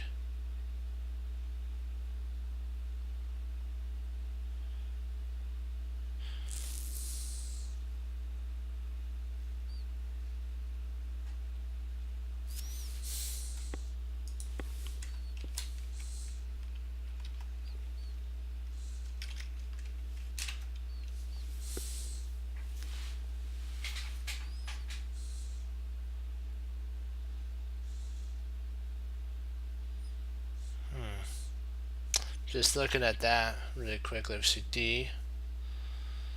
Uh,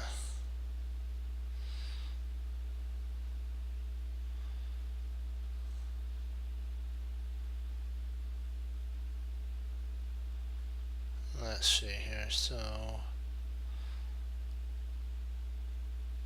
oh wow. So, okay.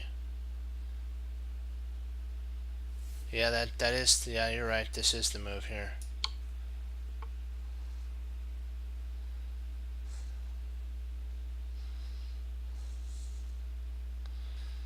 Let's see. Let's see. Let's see.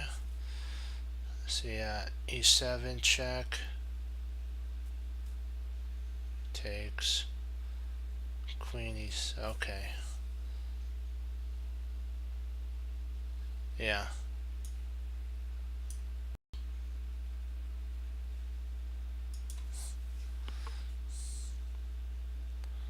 Yeah. I mean, that was perfect. Great job.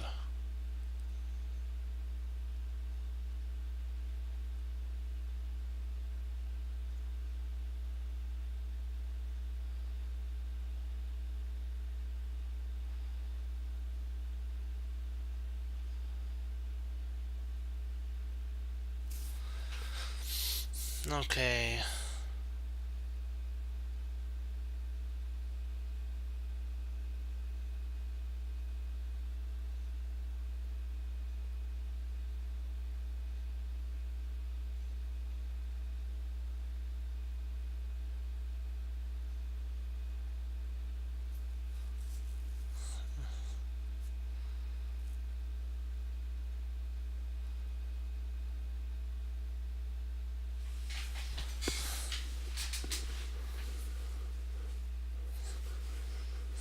Yeah, it is hope chess for sure.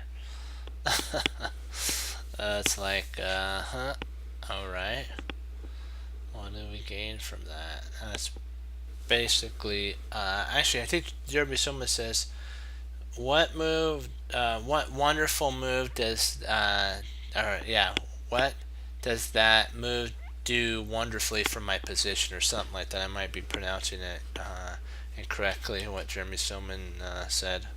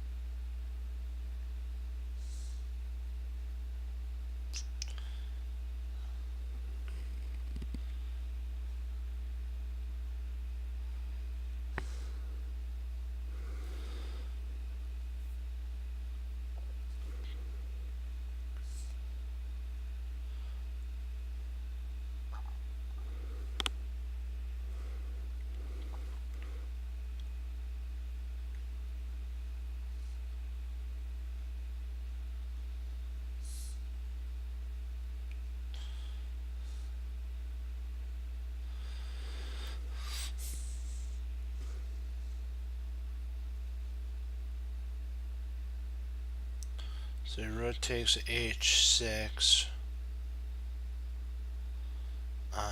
G takes h6.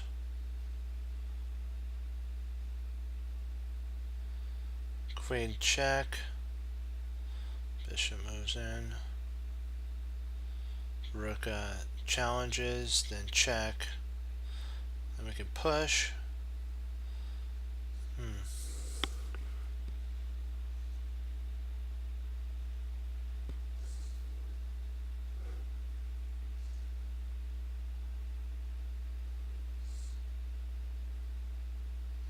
Yeah.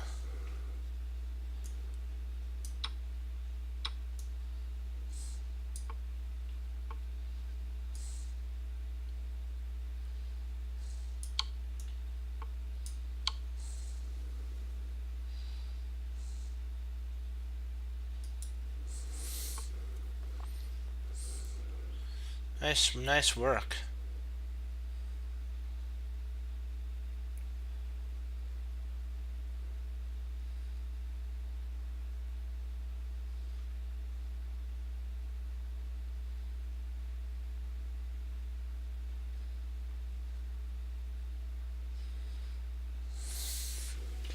Okay, this is more of a defensive move. So bishop c8.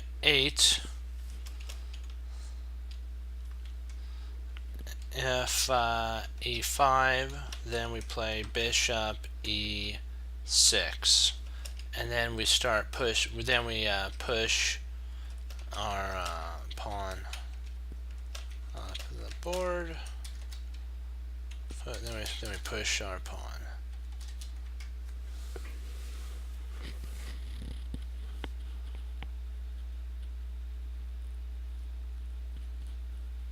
Oh, 2600.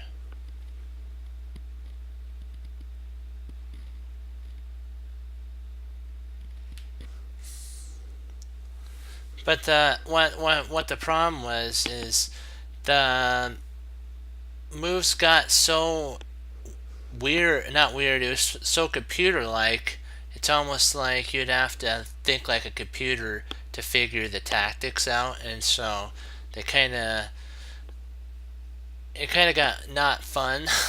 So and we came to we did chess.com, and their tactics are more real to life. I believe, at least that's just what I believe, and a lot of them come from studies, so they're from other people.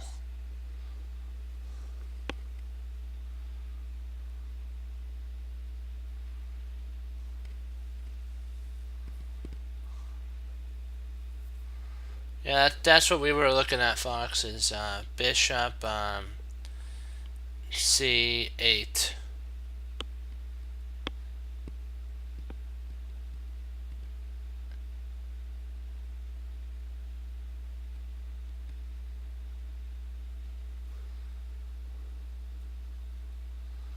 It's not bad if if you think that way. But you have to have like I had a friend who started at 1200 in their tactics, and then they went up to like 1800, and those tactics are more real to life. And then when you get into like the 22, 24, 25, 26, it's like, is that for really that's like, that doesn't make sense.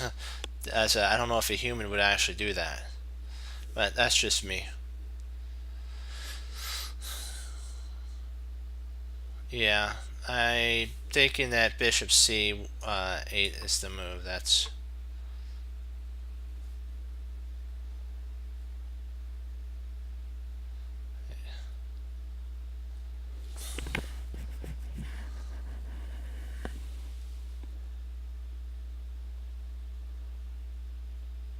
yeah. It was. We were just doing. We were, you know how we do a lot of tactics on here. We were doing like three every podcast, just three, because we'd have to sit down and work them out, and they were like, it's like whoa. Some of these you just had to calculate, and it took you like 30 to 40 minutes just to calculate one. Not that calculation's not good. It's just I don't know.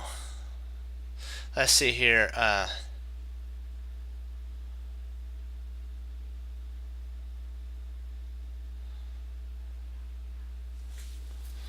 The only bad thing about chess.com is they have a time limit on it. I wish they didn't have a time limit.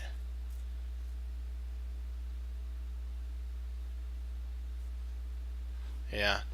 I wish chess.com didn't have a time limit on their puzzles, though, because then it wouldn't matter. People would be able just to go over the lines.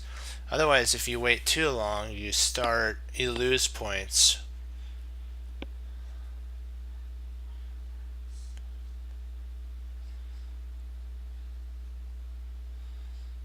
Yeah. Let's see here. So H.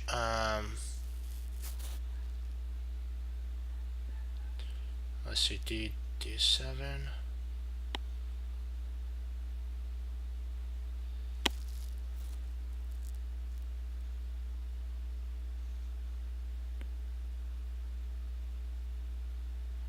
Yeah, chess tempo's good too.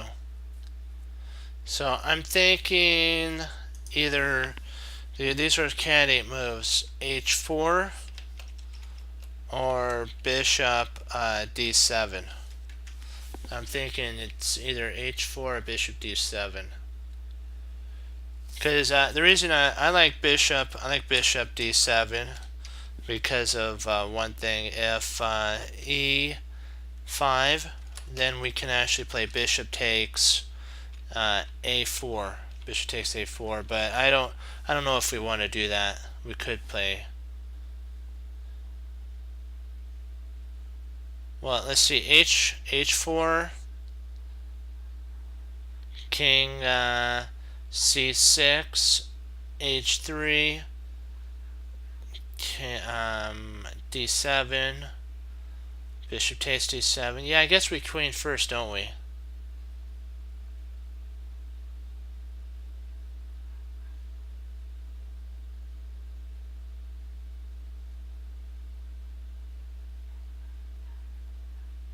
Let's see. H4.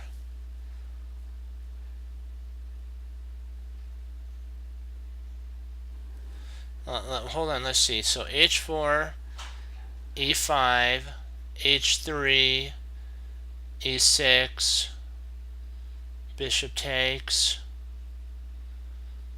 King takes, push to D, huh.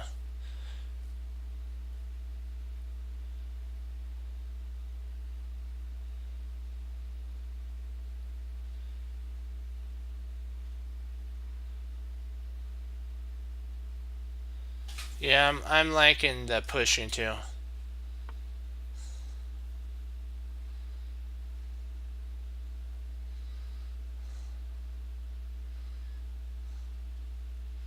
There. There. Huh. Yeah.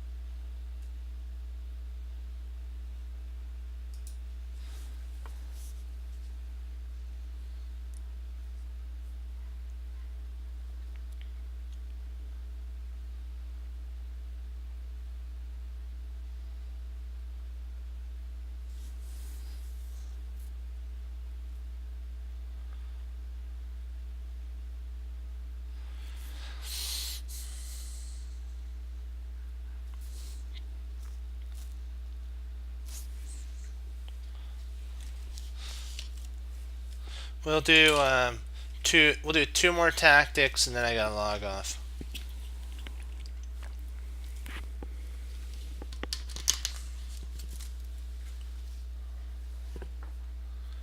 Yep, I'm a diamond member.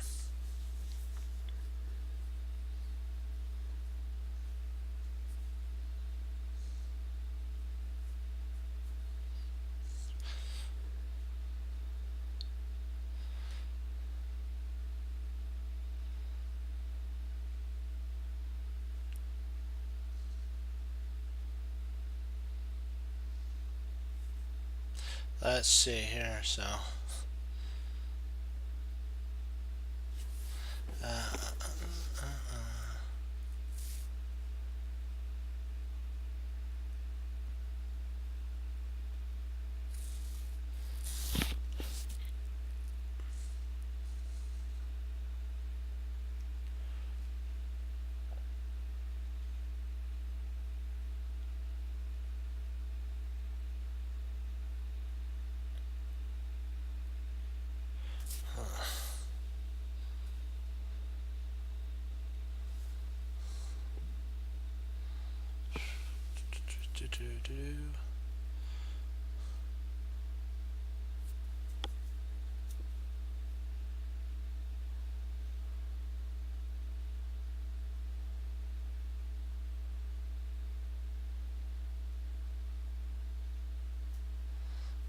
okay, I'm thinking, do we...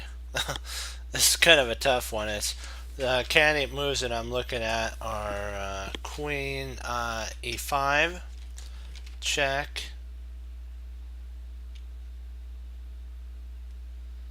and basically that's what I'm looking at.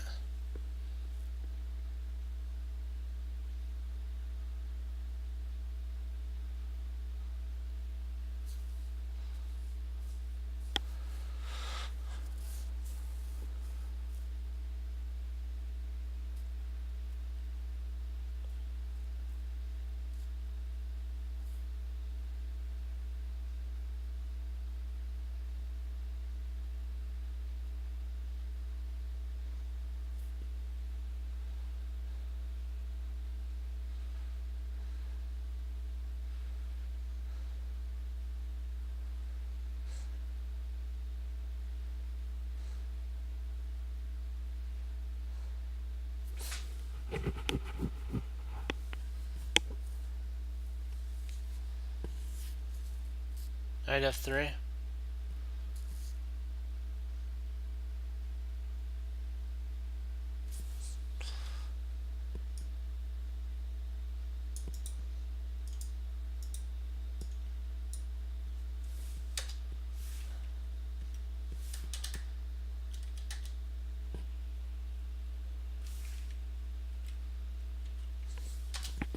What if he does this though?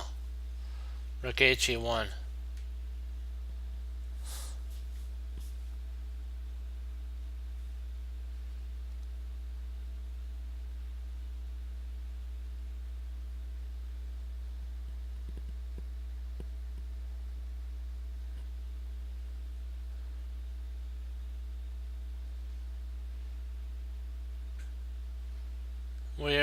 We don't have, and I don't think we have enough after that.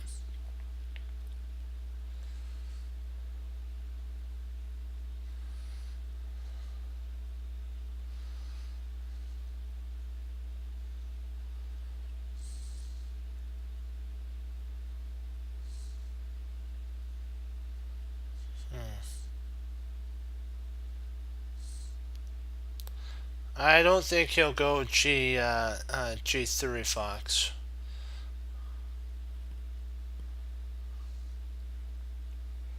Okay, king takes.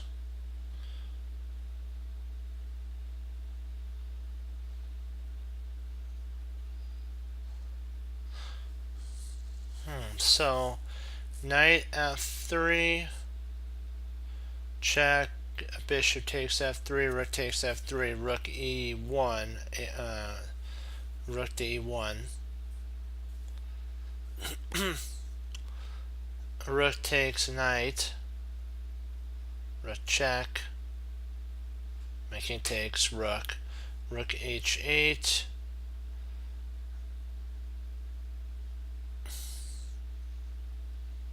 Do we have enough material?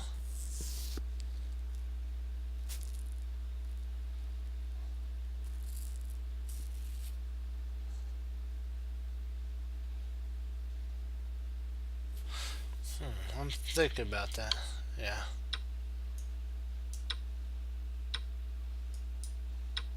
Wow. That's surprising.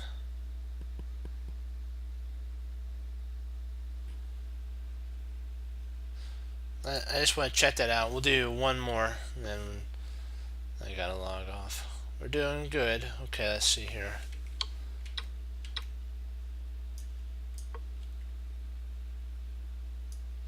Queen g4. Okay. There we go. Yep. You're right, Fox. Perfect.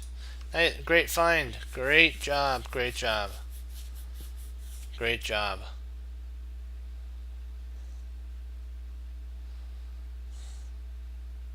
Man, we're so close to mate on this. The queen guards f6.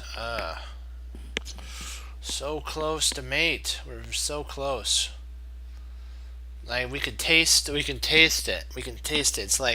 It's like one bite away, but we can't get that last slice.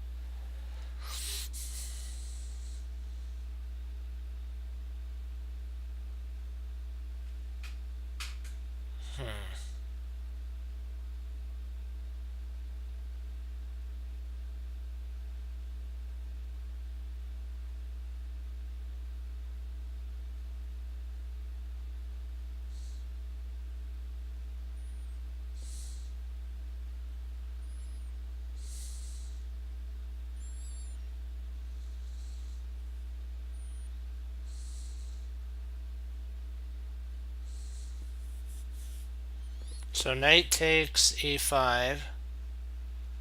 Bishop takes d1.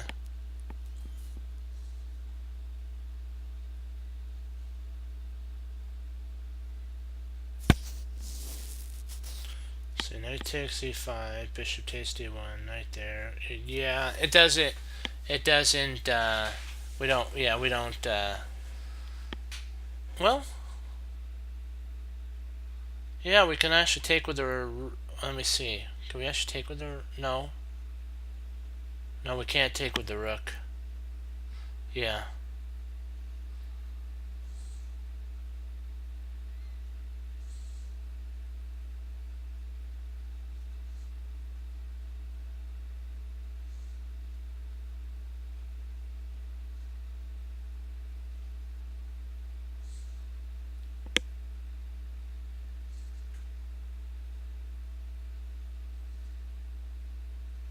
Oh, I got it.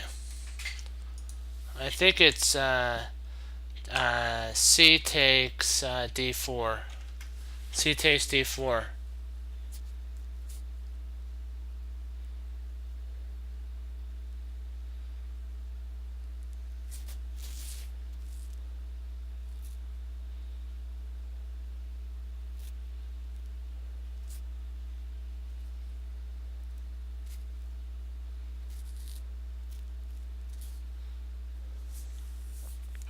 C takes d4.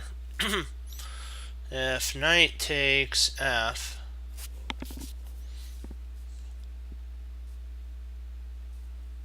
then we got that there, and we pick up a piece.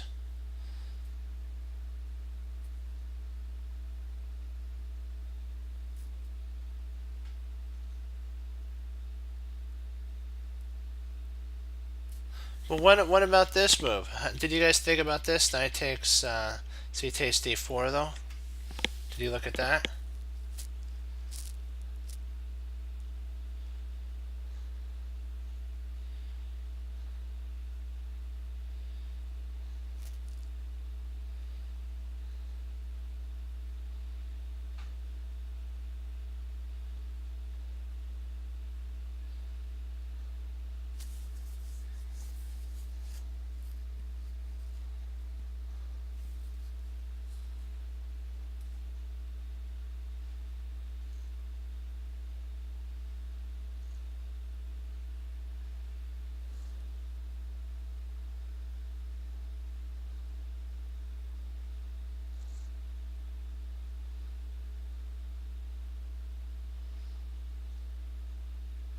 Yeah, but then we can play c takes d4.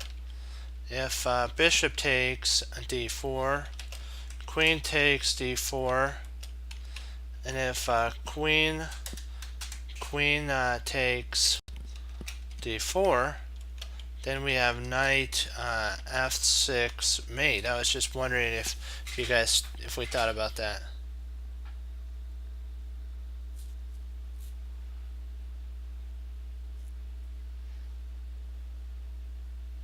I think we only win a piece in that line. Because I think what would happen...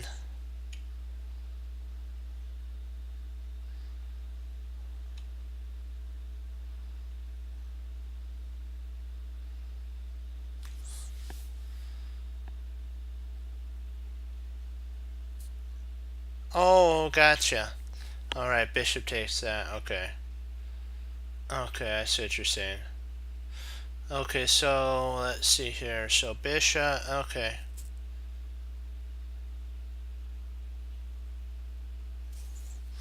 Yeah.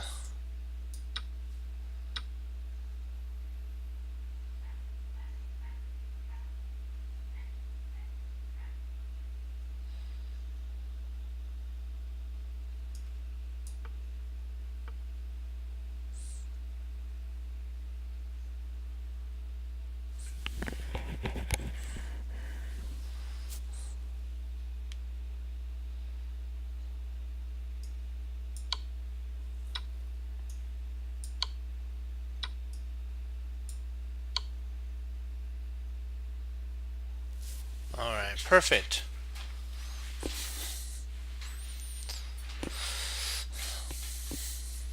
Yeah, because I agree with you. You guys were right, because, yeah, good job. So do you guys got any questions on this? Because I was looking at this, but I think you're right that bishop takes probably is the showstopper, but...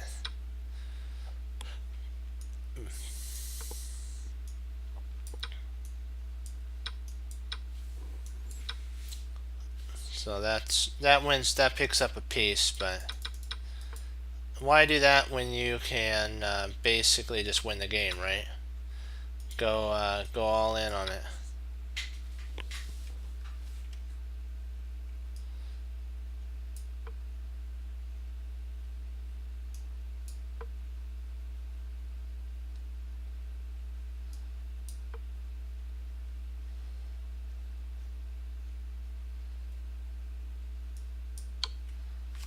This is actually what should have been played. It was played by two humans, I think.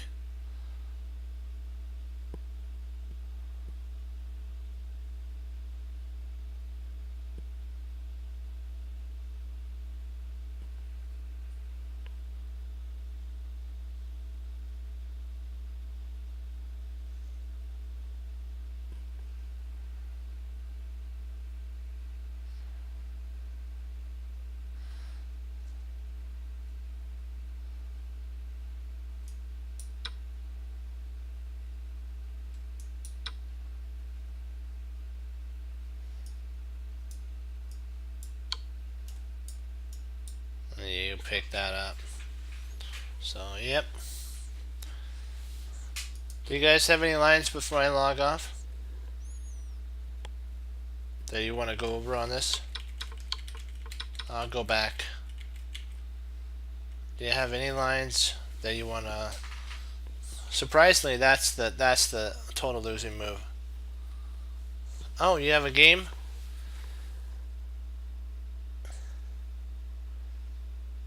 Let me see.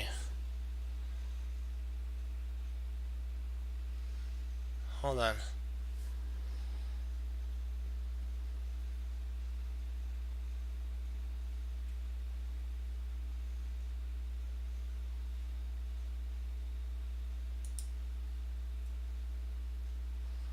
Yep. Yeah, that's the game.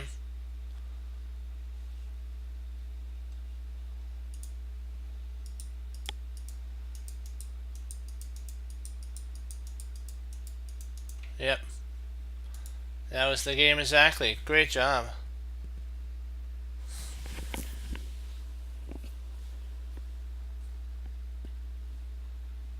Yep, it was played out to the very end to mate.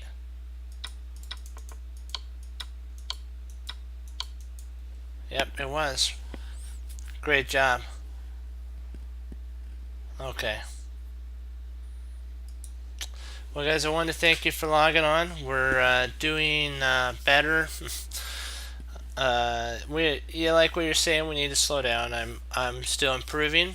We're Yeah, and I know you guys are still improving, but I gotta tell you, you found that. Great job. Great job of finding that. That was a tough one. Congrats, because you know it's all about the imbalances, and you have we've gotten better at finding the imbalances in the Jeremy Silman setup, and we need to do that. You can find those tactics. If you hadn't have you probably done at least some of his reading, you probably wouldn't have seen that, because he breaks it down. Jeremy Silman, I find that he breaks it down really down to earth for me, and it helps with my tactical understanding. And if you're wanting to start out in his series, the number one book I'd want you to read is Amateur's Mind, The Amateur's Mind, and you need a board to set up with it. So I would say get a board and play out every one of his games that he does with his amateurs, or his not amateurs, his students. I mean, sorry. And then when his student talks, stop at that point, look at the board, and then go over it in your mind before he even moves it. Then what you do is move it, and when he has breaks, stop and look at those breaks and read what the ideas of his students and what he's saying. And then at the very end, he's got kind of a wrap up or a summary, and read that and keep the board at that point, but read it, and then you can then kind of think about what the lesson was about. And that's how I use it, and I got a lot better at solving tactics that way, because I looked at the imbalances. And he says also after that one, Reassess Your Chess, 4th edition, is a really good one. Sorry, 4th edition. And he says that eventually what will happen is you'll be automatic. You'll work enough with the imbalances, you'll be automatic in that. You won't even have to think. You'll just know. And that's what the grandmasters, when they made that next jump, or as we say, next plateau, they now don't even think about the imbalances. They say, oh, I have a knight and bishop. I have a knight versus bishop. I need to open up the center. I need to set up this structure. If I trade my knight for if I trade a knight for a bishop, and I come down to a knight bishop, and there's pawns on both sides of the board, my bishop's a lot better piece than my opponent's, so I can. It's a better sniper. And then when you get like a close position, you'll know what to do. You trade your bishops for the knights, and then you find outposts. And then if it comes down to maybe a close game, you have a bishop, you want to deprive the knight of all of the in routes to your position too. But like what we say, knowing is not enough, we must apply. Willing is not enough, we must do. And we have to also go beyond the plateau that we're at, and never settle for second best, because in the seals, second best is first loser. That's what they say. We need to also remember that the Lord gives us our gifts, our breath, and everything that we have, and so we should always use it to honor Him and receive what He did, because He's what's truly what matters. And we just gotta, stay focused. Use I'm sure, with people like Noah and the Noah's time, I'm sure when he was doing like what we're doing, we're sitting down and studying, they didn't thought he was probably silly. And let me see, Moses was another example of I consider him a chess player too. He had to build up courage to go and face Pharaoh. So, and he always had that question of whom do you say who sent me? I am. That's what he said. And let me see, what's another character? Oh, Joshua's always one that I think of when I'm doing chess. All the battles that they fought, that was pretty impressive as well. All great generals, and we need to be a great general in our studies as well. That's why we do our tactics, so that we can look to the history of the past and say that we can be like that too. We got to have faith that in our abilities that the Lord has given us, our talents, and just keep pushing forward. That's like in Meet the Robinsons. And what do? We hang up our coat, we hang up our hat, we sit down and study when most won't we do, and that makes all the difference. All those times that we study and we get them wrong, but then we figure out why.